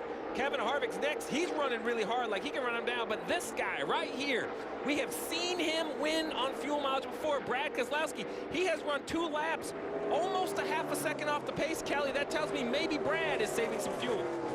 Well, for the 3 of Austin down there trying to right the ship, just 1 top 20 finish in the last 8 races. And here's what crew chief Danny Stockman just told Austin. Go ahead, go get him, buddy. Go get that 24. We're pretty confident we can make it. So the challenge for Austin has been trying to maintain track position while saving fuel. And as you heard, they've just given him the go-ahead to start pushing it and try to get around William Byron. 21 laps to go. Start pushing it when you know that potentially you're right around the perfect amount of fuel in the car to try to win this race. Marty? This is crazy with cars on the bubble like Eric Jones and Austin Dillon trying to make it to the end. You guys were talking about Brad Keselowski and his situation. Remember they got in that early wreck? Paul Wolfe has been aggressive. They went on the last 3 stops, right side only, then left side only, then right side only. So to answer your question, Steve, yes, absolutely. Brad Keselowski saving all the fuel he can, and what a win that would be if they could pull this off after contact early. And remember, Brad Keselowski in the 5th position still. There's no manual on how to win a race. I know people get upset with that. They want the fastest car to go out and dominate. There is no manual. Sometimes it's a pass for the lead. Sometimes it's great fuel economy. Sometimes it's a great pit stop. Sometimes it's a timely rain shower. We've seen it every different way. Lightning in Daytona. There's no manual, but in the end, when your trophy case is full, they all don't come with stories. You won the race. Hey, Steven, spotting is changing now for Eric Jones. Rick Corelli, his spotter, about the only thing he's doing other than a car ahead is that gap right behind. 2 car lengths, 3 car lengths. He's letting off here, letting Eric Jones know exactly what Martin Truex Jr. is doing, so Jones can match it and try to save the fuel. Well, the gap is closed now. They're a car length apart, Bagman. That is the battle for the lead and the win at Pocono. You got Jones, you got Truex, and Truex has shut it down to a car length right now as they close in on 2 lap cars off 1. Interesting that Truex did not try that second groove in turn 1. That would have been an opportunity for him to get a run here and get a pass made before this tunnel turn. They'll have to go to the tunnel turn single file. What happens down here in turn 3? Will they go to the outside? You see Denny Hamlin closing in on this gap, on this 2 cars here for the lead. Who uses that second second groove to try to make a pass on the leader. Travis staying out of the way, staying on the high side. Allowed Eric Jones to go to the bottom. Look at Hamlin making a move. How's this going to work out? Can he push that lap car out of the way? Well, as the battle for second heats up, Eric Jones continues to lead. We will go NASCAR nonstop.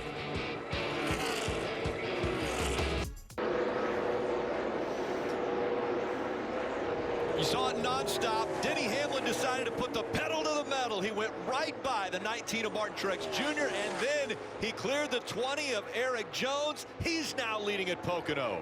I just have this feeling, Jeff Burton, you and I were having this conversation in the break. I feel like the 11 was sitting back there playing coy, saving gas, and now he figures with 15 laps to go, he's gas on. Yeah, I think they were all three saving, but Denny Hamlin decided he was done saving. He was going to go take the lead and then try to save from the front. Now Denny Hamlin has almost 8 car lengths between himself and Eric Jones. Eric Jones, though, doesn't have that luxury over Martin Truex Jr. Those two Joe Gibbs Racing teammates lined up there in second and third.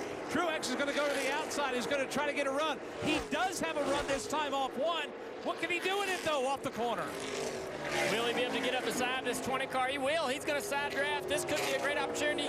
I think the 20 is going to have to give this position to him as they go down the tunnel turn. Yeah, Eric Jones will not contest that in the second groove. Clean pass into second place for Martin Truex Jr. Now he sets sail for our leader, Denny Hamlin. I think Eric Jones now changes gears. Just save fuel. Hope those two guys run out in front of him. Run third. Let Harvick pass you. Harvick's coming. He's not been saving fuel. He's been pushing. Now it's time. Eric Jones, you know, it'll work out or it won't, but you're not going to win by passing them. Just save fuel for as long as you can. Let's listen in to the 11 radio just a few laps ago. All right, Lambert, now we're saving. Clear by 4. Now work hard on your saving here. Just lift it, no break. Do what you can do. All right, Marty, what's going on with Kevin Harvick? How good are you at poker, Rick? Because down here on pit road, there's a lot of poker being played. Rodney Childers has told Kevin Harvick, you don't have to worry about fuel. Go as hard as you want to go. Those 3 cars in front of you are all saving. Go get them. There he gets one position from Eric Jones. We'll see if Harvick, though, can get to Hamlin. So the question is, you don't have to worry about fuel because we can't make it, or you don't have to worry about fuel because we can make it no problem? Rodney Childers told me they are good to the end. Well, if they're good to the end, then Denny Hamlin better run off and hide, because Kevin Harvick, we've been talking about it, and Rick, you asked me, well, Harvick's fast. I said, well, there's no way he can run that fast and have enough fuel. Roush Yates, they pride themselves on great horsepower. Can they have great horsepower and a little bit of economy as well? We're getting ready to find out. It's time for Kevin Harvick to go to the whip here with 13 laps to go. He's starting to shut it down slowly but surely. He's gotten around Eric Jones, and now he's set sail for the 19 of Truex, who rides in second. The last lap, Kevin Harvick even with our leader, but before that, it's about 2-3 tenths faster. He did have a pass for position that might have slowed him down this past lap. Be interesting to keep an eye on these lap times. See if Kevin Harvick can close that gap on Truex and take second place. Denny Hamlin ran a much faster lap the last lap than what he's been running. I'm convinced he was saving, and now he knows Harvick's coming. He knows Truex coming. Now he's having to pick up the pace a little bit. Did he save enough? That's the question. 12 laps to go. Does he have 12 laps of fuel in the tank? That's what he needs. Martin Truex Jr., Kevin Harvick, Eric Jones, Brad Keselowski, the top 5. How many times have we seen a driver run another driver out of gas? This is what Kevin Harvick is about to do to Martin Truex Jr. and Denny Hamlin. Rodney Childers has turned him loose, and now his goal is to make sure he can make sure that 19 and that 11 run out of fuel. Harvick is hammered down right now, headed to 2. With a clean lap, Harvick ran a 53.69 to Hamlin's 54 flat. So in clean traffic, again, 2 to 3 tenths faster. It's going to be difficult to maintain that pace as he catches second place Truex and loses that air, but he's coming in a hurry. You see Kevin Harvick, he just run the bottom of the racetrack, not close enough to him yet to start changing his line. Plus Martin Truex in front of him is running that second lane, so that gives him clean air where he wants to be. Well, Jeff Burton, you see the front 3, and you called it. The 4th car in the distance, that is Eric Jones. He's in heavy conserve mode. But don't forget about Brad Keselowski just behind him. Just now exiting turn 3, you say, why does that matter? He's 14 seconds back. He's been running a second off the pace. You see that pack behind him? That's by design. Brad Keselowski has, without a doubt, saved a ton of fuel. Keselowski right now comes back into turn number 1. Of course, he's hoping for a miracle. He's hoping the front 4 in front of him all He's got Larson behind him. He's got Austin Dillon, William Byron, but he's got a long way to make up, Junior, as right now the leaders are headed over through your area. Yeah, Harvick again 2/10 faster than your leader, Denny Hamlin, a 53.62, a 53.82 down in turn 3. Yeah, Denny Hamlin, he still can save fuel right here, guys. He's watching his mirror. He's paying attention completely to what Truex is doing. He does not have to run full throttle. He still has an opportunity to save a little bit of fuel. While we're talking about everyone saving fuel, remember Ricky Stenhouse Jr., who's running 18th right now, he has 2 laps more fuel than everybody else does in front of him. I need you to be saving more than that. Your lap times really haven't picked up for what you're doing, so go back to what you were doing. That was the radio from the leader of the 11. Basically, the crew chief and the engineer are watching lap pace, and they're also watching driver. Remember, they can see how much throttle he's actually using on that SMT data we talk so much about. We use it in practice to make your car better. Well, in this situation, the driver and the engineer and the crew chief are kind of all watching it together. And he knows how much Denny Hamlin is on the throttle. This is going to be interesting, though, when this field does, if they do run out of fuel, who has saved enough and who hasn't. Alex Bowman, he came to lap 116, and so he has a little bit more fuel. And Kyle Busch, remember, he's got enough fuel he can make it for sure if everybody in front of him runs out. Right now the leaders come back into turn number 1. 9 laps to go in Pocono. Denny Hamlin is the leader. Martin Truex Jr. in second. And right now in third, here comes Kevin Harvick. That gnarly Ford, that vibrant-looking paint scheme right now, trying to set sail for the front 2. The lap traffic was not kind to Truex or Harvick that last lap. They lost a lot of ground to your leader, Denny Hamlin. Now Harvick back 1.5 seconds, 1.6 seconds behind your leader. He had chopped that gap down a little bit. Again, Denny Hamlin conserving fuel, but I think if Harvick can get close enough, he can make a battle out of it. I think Denny Hamlin could use that opportunity. They got caught in lap traffic. You don't have to lead by more than 2 car lengths, right? So slow your pace down. You gained, but don't take that advantage. Take your foot off the throttle, save some fuel. Don't try to drive away from them. Just the top 3 getting closer and closer here. Hamlin in the lead. We got a car stopped on the back straightaway. We got a car slow or stopped on the inside of the back straightaway. Could bring out a yellow. It's definitely going to bring out a yellow. There you see it. Sure enough, it looks like the 50, I can't exactly make out which number that is. Yeah, I think it might be Bilicki. Yep, Josh Bilicki, and the caution has come out. 8 laps to go. Caution comes out. Everybody that was worried about running out of fuel, now you sigh a big sigh of relief. Well, no, crew chiefs never have a big sigh of relief. No, because now's the thing. If you were close enough, these cautions should get you there. If you really weren't close enough and your hand of poker has just been called, the chips have been pushed in, do you dare stay on the racetrack and get it wrong if you're one of the playoff drivers? Now, if you're not a playoff driver, I mean one of the playoff bubble drivers. If you're not a playoff bubble driver, I can see the gamble. But Burton, this is not, I don't think, warming for any of the crew chiefs. Well, you can see what the drivers have done. Normally under caution, everybody bunches up. Not now. Keselowski, everybody has shut the engines off. They're going as slow as they can, right? So they're trying to save fuel. What this is going to turn down to is a restart. Who's going to have the best restart? You thought the restarts were crazy before. Wait till you see this one. So what you do, Rick, how do you save the most fuel? Hear that? Guess how much gas you burn when the car is not running. Well, once the pace car picks up Denny Hamlin, which it has done, it's in front of Denny Hamlin now out of turn number 1. They have to maintain pace car speed. So once they picked up Denny Hamlin, everybody has to be able to get up to the back of Denny Hamlin and maintain pace truck speed in this occurrence. There you see Josh Bilicki and the crew attaining to him. So we heard Dale Jr. mention that he had a car rolling slow. So right here, off from turn 1, Bilicki just is in the bottom of the racetrack, and I don't see any damage to the race car, but either a mechanical issue or something has forced him kind of go to the bottom and coast to a stop. Now he's getting some assistance to get back here. I'm not sure if my heartburn was going to be worse because of the trying to save fuel or now on the restart. It's never simple. So now they'll be under 6 laps. It'll be at least 5 laps to go. A shootout for the end of this race. Denny Hamlin looking for his 5th win at this racetrack. This is where wins become so valuable. Denny Hamlin with a win this year, Truex with a win, Harvick with that win last week.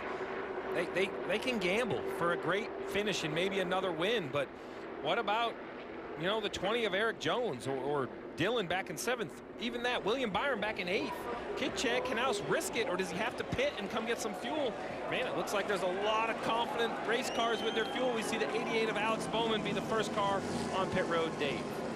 Yep, that's been a good race car. They last pitted on lap 116, but knew they couldn't make it, so Alex Bowman will come down and get, I don't think he'll get any tires, maybe 2 right sides, but definitely talking about getting the fuel that he needs. Kurt Busch will get right sides on the 1 car, and he'll get Sunoco fuel as well. They will go to rights on the 88, Marty. Yeah, Dave, once everybody kind of peeled off in front of them, most of the cars behind them came, including Joey Logano, the current regular season championship leader.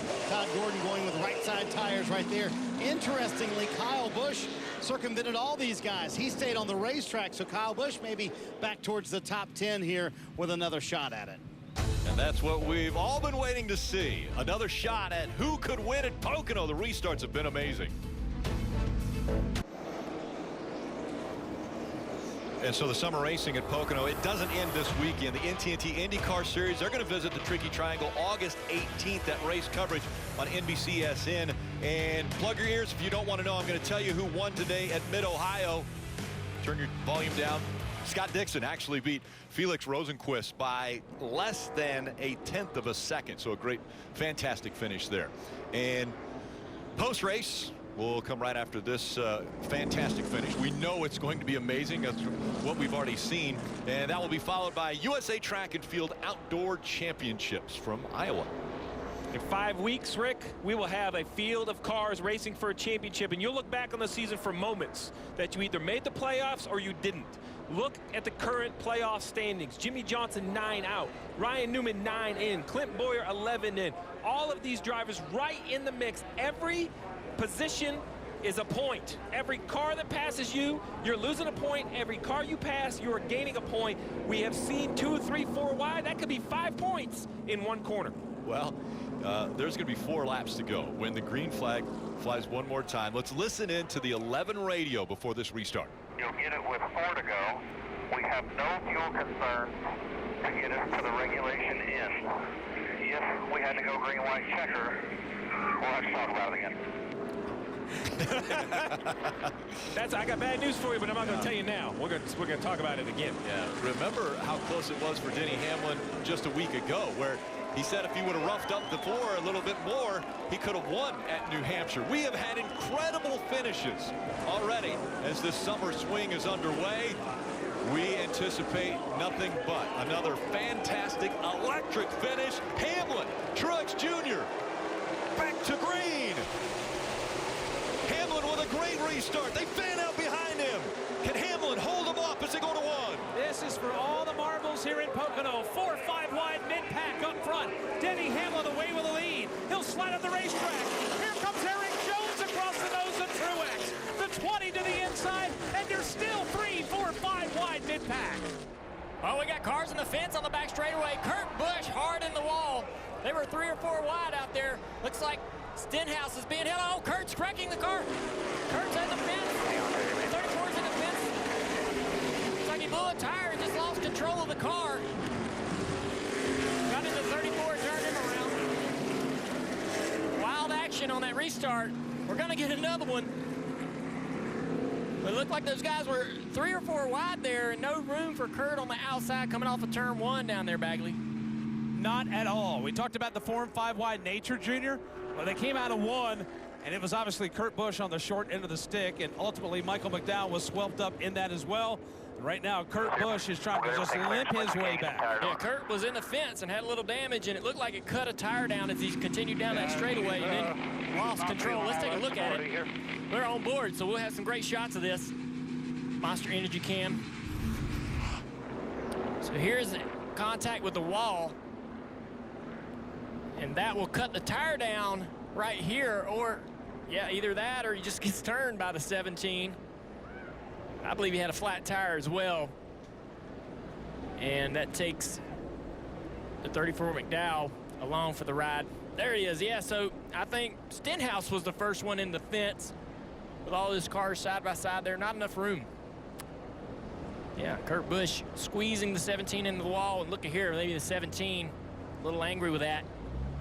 Turns him into McDowell, almost flips the 34 car. That temper's flaring here on these restarts. I think we're going to get another one just like that. More angry drivers at the end of it. More angry than that? Yeah, I mean, this is for all the marbles right here, and this is going on in the back of the pack for whatever, 20th, 25th place. So you can imagine how angry you'd be if you was up front and this went on. Well, the 41 of Daniel Suarez also receiving a penalty for a restart violation. Still middle, 4 right. Still 4. Still 4. And the issue there is you can't lift. Still inside. You know, with the way the rules are, if Kurt lifts for what's happening around him, he's going to lose so many spots down this next straightaway. He has to stay in the gas and hope that things are going to sort themselves out. And obviously they didn't, as 14 came up the racetrack, kind of gave him no choice but to move up the racetrack as well. And that was all bad for Ricky Stenhouse Jr. Yeah, the one put the 17 in the wall, and then we saw the 17 come back and let the one know he wasn't happy. And so the caution has come out. It's going to be overtime here at Pocono. We heard on the radio, the 11 radio, if we go overtime, we're going to have to discuss it again. Now, is there a fuel issue for these guys? Well, I think luckily for the 11, they only ran about a half a lap, so I'm not sure. Maybe this was better for the fuel situation. Marty? How about this call by Mike Bugger Ravitch, going with 4 Goodyear tires here for Clint Boyer, who right now is literally tied on the cut line with Jimmy Johnson as things sit. He's going to head back out with those Goodyear tires. One more overtime restart. And you heard the conversation you guys mentioned a moment ago.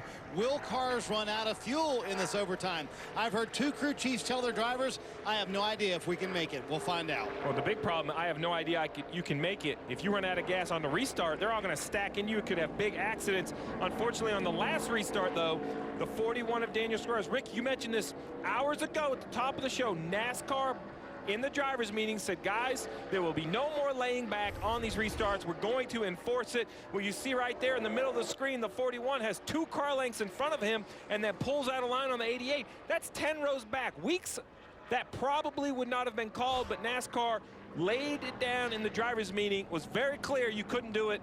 They are going to penalize Daniel Suarez. Let's listen into the 41. Or we gained positions before the line. I don't know. I said now when he crossed the line, so I don't know. It's a judgment call. Jay's making it, Jay Faith. But we got SMP up that shows we were not past anybody. Yeah, the video too. Well, they're looking at the wrong thing. It's not where they've passed somebody. You have to pull up. Well, look right here at the gap. You could fit another car in front of that 41 right here. Now, as it rolls forward, watch what happens. This is by design. He times it, he accelerates it, he turns left. They do this because with this reduction in horsepower, the 88 is a sitting duck. It's unfair to him. NASCAR, as you said, Rick, drivers meeting made a point. We knew somebody was going to get busted. We didn't know it was going to be Daniel Suarez, though. There was no brake checking, and you couldn't lay back on the start or the restarts. And so that was the decision that NASCAR has made. Dave. Rick on the leader's pit box now with Chris Gabehart for Denny Hamlin. All right, we heard your radio transmission. If we go to overtime, ... So, do you have enough fuel now that we're in overtime? Well, there was no reason for him to worry about overtime, right? We weren't there. So we had already talked about it. I think we're good here for another lap or 2, but it's hard to say, and anyone who can tell you they know for sure right now is guessing, and you guys love that. So you're having a good time right now, right? We are. This is dramatic. How's Denny's race car? It looks pretty good up front. Yeah, no, our car is really good. It's been good all day. Good execution. Just Pocono, man. Fuel mileage always going to be tight, and you can't calculate for everything, so we'll see how it goes here. Always seems to come down to that here. Denny Hamlin in the right place right now, Steve. He's in the right place, but I'm sure that car is coasting because he's drafting off the pace truck right Guess now. what lap we're on, Rick? I know you're not going to see this at home because it says overtime, but guess what? This is lap 160. This is the finish of the race, so we're going to see at least 2 green flag laps past this. Let's listen in to the 11. Keep working hard in there, saving all you can. Come on, man, let's go. Just do all you can do in there, man. It's all good. All we can do is all we can do. We're fine right here. This restart, you want to talk about calamity? If the guy starting the race, if his car stumbles because it runs out of fuel, we could see the playoff picture completely change on the front stretch in front of us, regardless of who wins the race. So just so much on the line. And last week at the Magic Mile, it was Kevin Harvick and Denny Hamlin fighting it out for what was eventually the win. Denny put the bumper to the 4, didn't get him enough out of the way or clear him enough as they went down into 3 and 4. Denny Hamlin decided to go to the outside to get by. A little contact was made. It ended up the 4 gets the win. Denny Hamlin finishes in 2nd, and Denny Hamlin doesn't like 2nd. I don't know. 2nd sucks. So now the field has been shown, 1 to go. The lights are off on the pace truck. They're going to go around one more time, so it'll be a 2-lap shootout.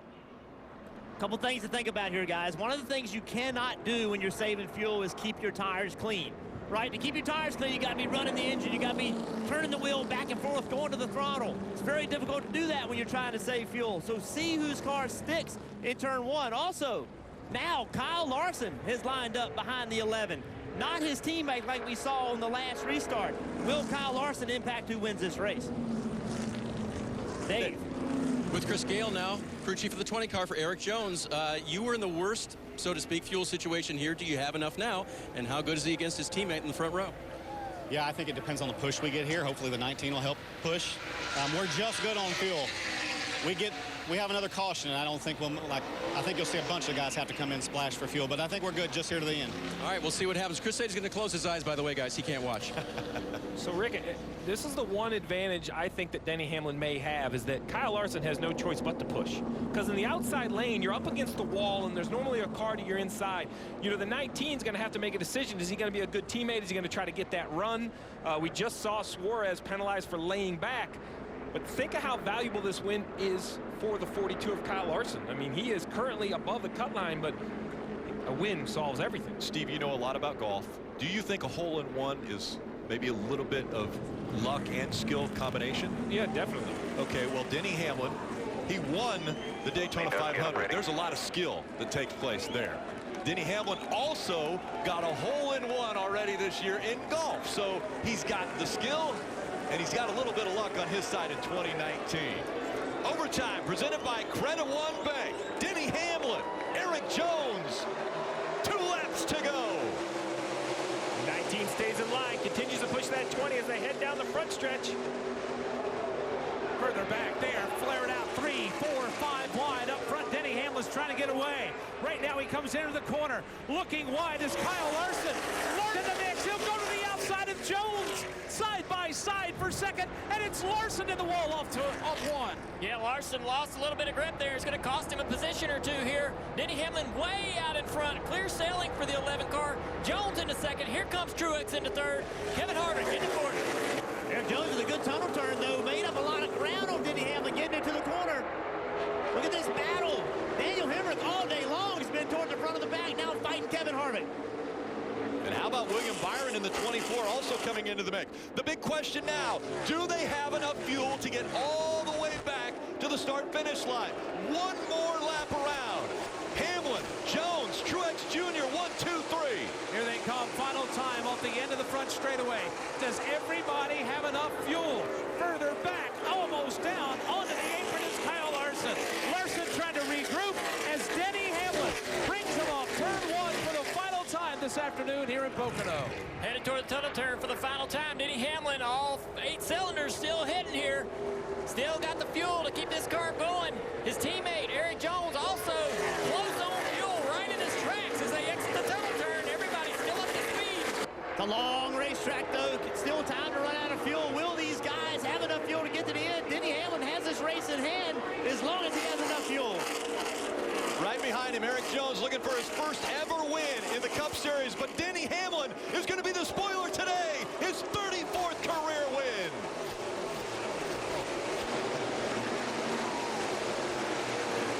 Thanks, John. You damn right, Denny Hamlin. Way to go, babe. We're proud of you in this.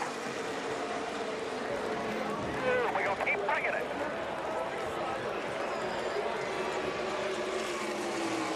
Denny Hamlin wins his 3rd race of 2019 in the Monster Energy Cup Series.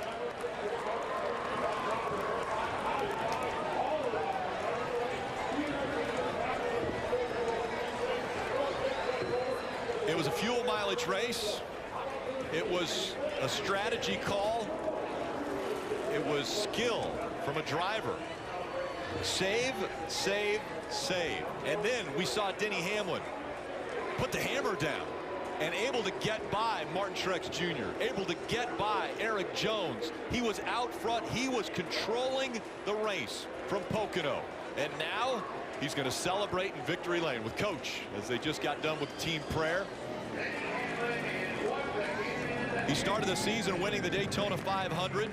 J.D. Gibbs had passed away from last year. They had celebrated knowing that J.D. Gibbs was helping them out. And the season for Denny Hamlin, that last year he wasn't able to find victory lane, couldn't win. This year, his third win already. And he's getting good at celebrating this victory.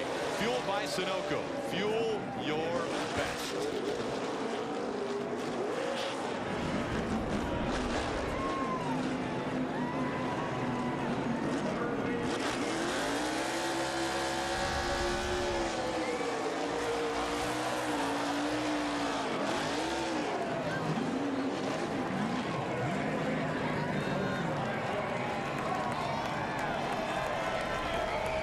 Fuel to do a pretty good burnout. Still got time for a burnout. Either that or he saved better than we thought. He saved very well.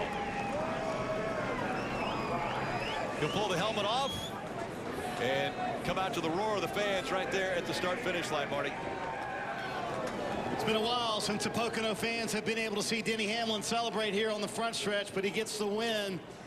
Last week, he said, I made a deposit. This week, he makes the withdrawal. Denny Hamlin taking a moment inside the race car to kind of digest that one. Denny Hamlin, your Pocono race winner, race fans. Wow, and you had fuel for the burnout. How worried were you about fuel on that overtime restart? Yeah, I was really worried. Yeah, really worried.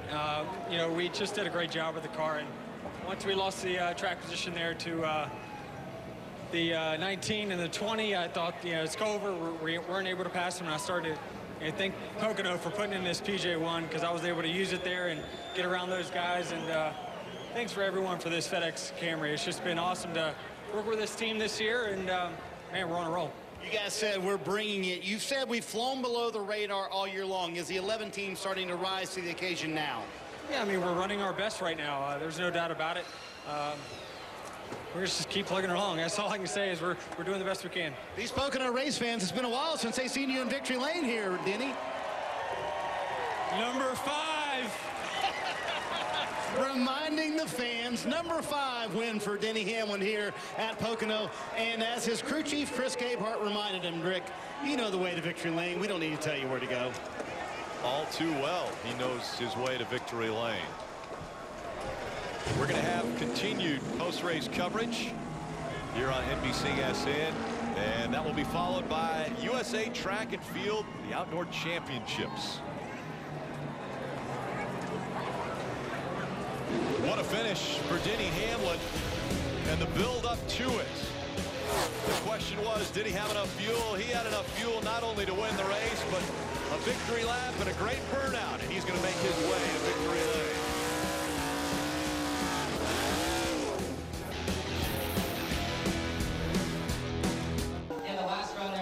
Well, Denny Hamlin didn't have any problems finding victory lane here at Pocono. It's the 5th time now that he has been able to win and make it into victory lane. He's going to celebrate with the team. A little shower there. He has learned to optimize fuel. He has learned when to make the right pass, and he was able to hold off his teammates who were the closest to him, and Eric Jones. He holds him off, and what a great pass he made to take that lead. And then he was dictating everything from the restart all the way up to the last move out of turn 3, what line he wanted to run to get to victory lane. And I see that, Denny, now you have the you got the headphones on. Congratulations once again. That's win number 5. Is this momentum that you were looking for as we're getting closer to the playoffs? Well, you just want to know that you're a race winner. You want to know that you can contend for wins. I don't know, you know, yeah, you're looking for momentum, but you're just looking for wins week in, week out. And so proud of this FedEx Ground team for giving me yet another race winner this week, 2 weeks in a row. So I tell you, we really fought for it last week and came up short, but it feels good to kind of redeem ourselves this week and have such a strong car. Once we got even behind there, we were able to make up the positions on the 19 and 20. So got to thank all the partners, FedEx, Toyota, Coke, Jordan, Little Big Burger, and everyone. Got to say hi to the Jordan and the kids back home. Taylor, Molly, Jordan, hey. Yeah, miss everyone and just wish everyone was here to celebrate. Hey, Danny, first, congratulations, but take me back. You don't have to be coy anymore. When you were behind the 20 and the 19 and you thought it was going to be a fuel mileage run to the finish, how much were you saving and how much were you trying to pass your teammates there with about 25 to go? A little bit of both. I was in fuel save mode and still trying to get around those guys.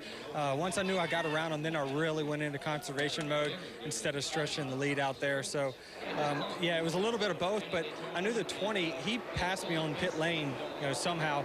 We actually dropped the car after that pit stop and packed it full of fuel with the car level just to get a little bit more gas, and the 20 didn't. I don't think he did that, and so I knew he was shorter on gas than us, so I knew I was kind of racing the 19 there if no caution comes out, and I got the opportunity on the outside of turn 3. Thank Pocono for the PJ1. I mean, obviously it could be hedged a little bit lower, but they at least gave us a second lane to race in today that we hadn't had before. You utilized it perfectly. Congratulations. Thanks for joining us in Victory Lane. All right, thanks, guys. So let's take a look at the Coca-Cola winning moment for Denny Hamlin. It was this pass on Eric Jones. He was able to clear the 20, and that put him into position to dictate the restarts. He stayed out front, was able to keep the 42 of Kyle Larson behind him, and comes back down to the front stretch and wins race number 5 here at Pocono, and his 3rd win already of 2019. Think about that, 4-time winner here, but those 4 wins, 5th today, those 4 wins came all the way back at the start of his career. It's been a long time, almost 15 races since his last win. And look at this, we talked about the playoff standings coming into that final restart, and the restart before that, how it could be jumbled up. Clint Boyer, Ryan Newman, they escape here a little above at 12 points. Jimmy Johnson 12 below. Circle it, talk about pressure. Everyone whose name is not in yellow. I don't even care, Ryan Blaney at plus 79. With 5 races, like anything could happen. So these guys are going to still be pressure packed. Eric Jones's name there in 13th, not in yellow because he hasn't won here in 2019. Well, I'm sure he was very hungry to get the win here today, but he finishes 2nd. Kelly? Well, Eric Jones led some laps, ultimately finished in the runner-up spot today. Eric, how tough was that challenge of leading and fighting for the lead while conserving fuel? Yeah, it's always a challenge. It's probably my least favorite part of racing at times is just having to save fuel. And, you know, our opportunity to win when we were going green was to make it to the end. And it would have been really tight. Those guys kind of gave up, I think, saving there, and we were hoping it was going to stay green. But had a couple good opportunities on the restarts. You know, the Reese's Camry was there all day. Well, second half of the day, we had some problems at the start. But, man, it's a bummer. We're close every week, you know, third, second. So we're right there. And we're doing great building points, but it sure be nice just to knock a win out, and we're just so close. It stings a little bit more when you get that close to it. Sure, it's your 3rd straight top 3 finish. So the plus side, what is clicking for this team so well right now? You know, it's a little bit of everything. Honestly, we started the race so far off today, I wasn't sure how we were going to run, and we were able to turn it around by halfway and really get back in contention. And, you know, there at the end, I wasn't sure how it was all going to play out, but it was nice just to get some good restarts. Martin gave me a great push at the end, and you know, we were there for a second, and the top got rolling, and I couldn't really do anything. But you know, good to get another top 3 run. We just gotta break through, and once we get that first one, I think we can click a few off here. Eric Jones, runner-up today. Thank you. All right, top 3 finish for Martin Truex Jr. today, and how much fuel were you having to save there at the end? And was the 4 going to pass you guys? It looked like he might have gotten you if it was stayed green. I don't know. I mean, hindsight is 20/20, right? I mean, it's hard to say.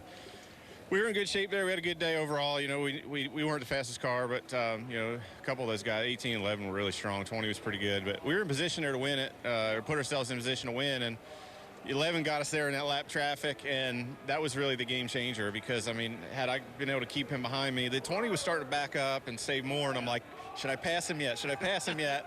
And then 11 got me in lap traffic, and then once the caution came out, he had the, on the restart, the outside is just, you can't do anything about it. Inside on the front row is just sit and duck. So we were lucky to maintain on both of those restarts, starting on the bottom, and come home third was a good day and good weekend overall for us. Between the restarts and the strategy and not knowing really how much fuel had to save, how tough was the game today behind the wheel? It's probably easier dealing with that kind of stuff, and when your crew chief is, calling the race strategy and has got you on the right side of everything, than it is just to, have to try to pass guys and maybe your car not be as good as you want. So it wasn't a tough day by any means. Our car was pretty good, thanks to Bass Pro and Tracker and everybody back at the shop and TRD. So thanks, guys, and we'll go out, get after them in Michigan. Nice top three for Martin Truex Jr.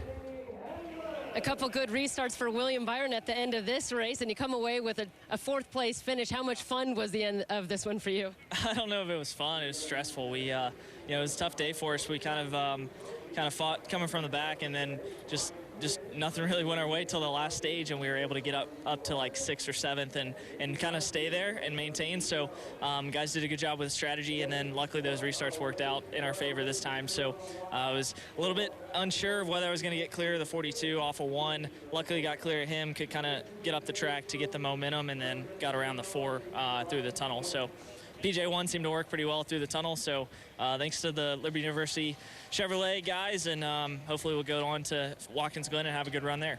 I know you'd like to just have a nice, smooth weekend coming up, but if I had told you at the start of this one you'd come away with the top 5 finish, would you take it? Oh, absolutely. I mean, it's yeah, I knew we had a good car. Things changed throughout the race, and hotter conditions, everything starting at the back is tough. But, I knew we had a good car, so to finish in the top 5 is definitely a great day. Thank you.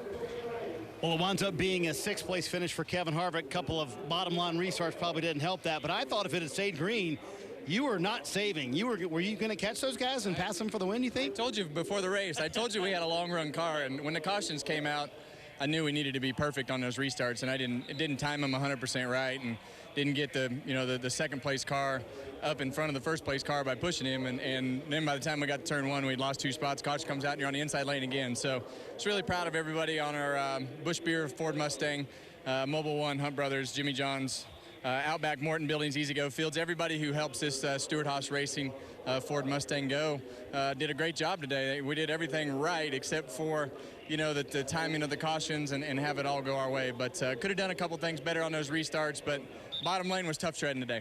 It was very tough on those restarts to be on the bottom lane. Kevin Harvick winds up 6th. And the celebration will continue here in Victory Lane. And coming up at 6:45, it's USA Track and Field Outdoor Championship. So the racing will continue. The women's 400-meter hurdles, the men's 1,500 meters, and the women's and men's 200-meter final. We saw Christian Coleman, the fastest man in the world, already in track and field. What can he do in the 200? Well, the fastest man at Pocono ended up being Denny Hamlin, getting win number 5 here at Pocono in his 3rd of the season.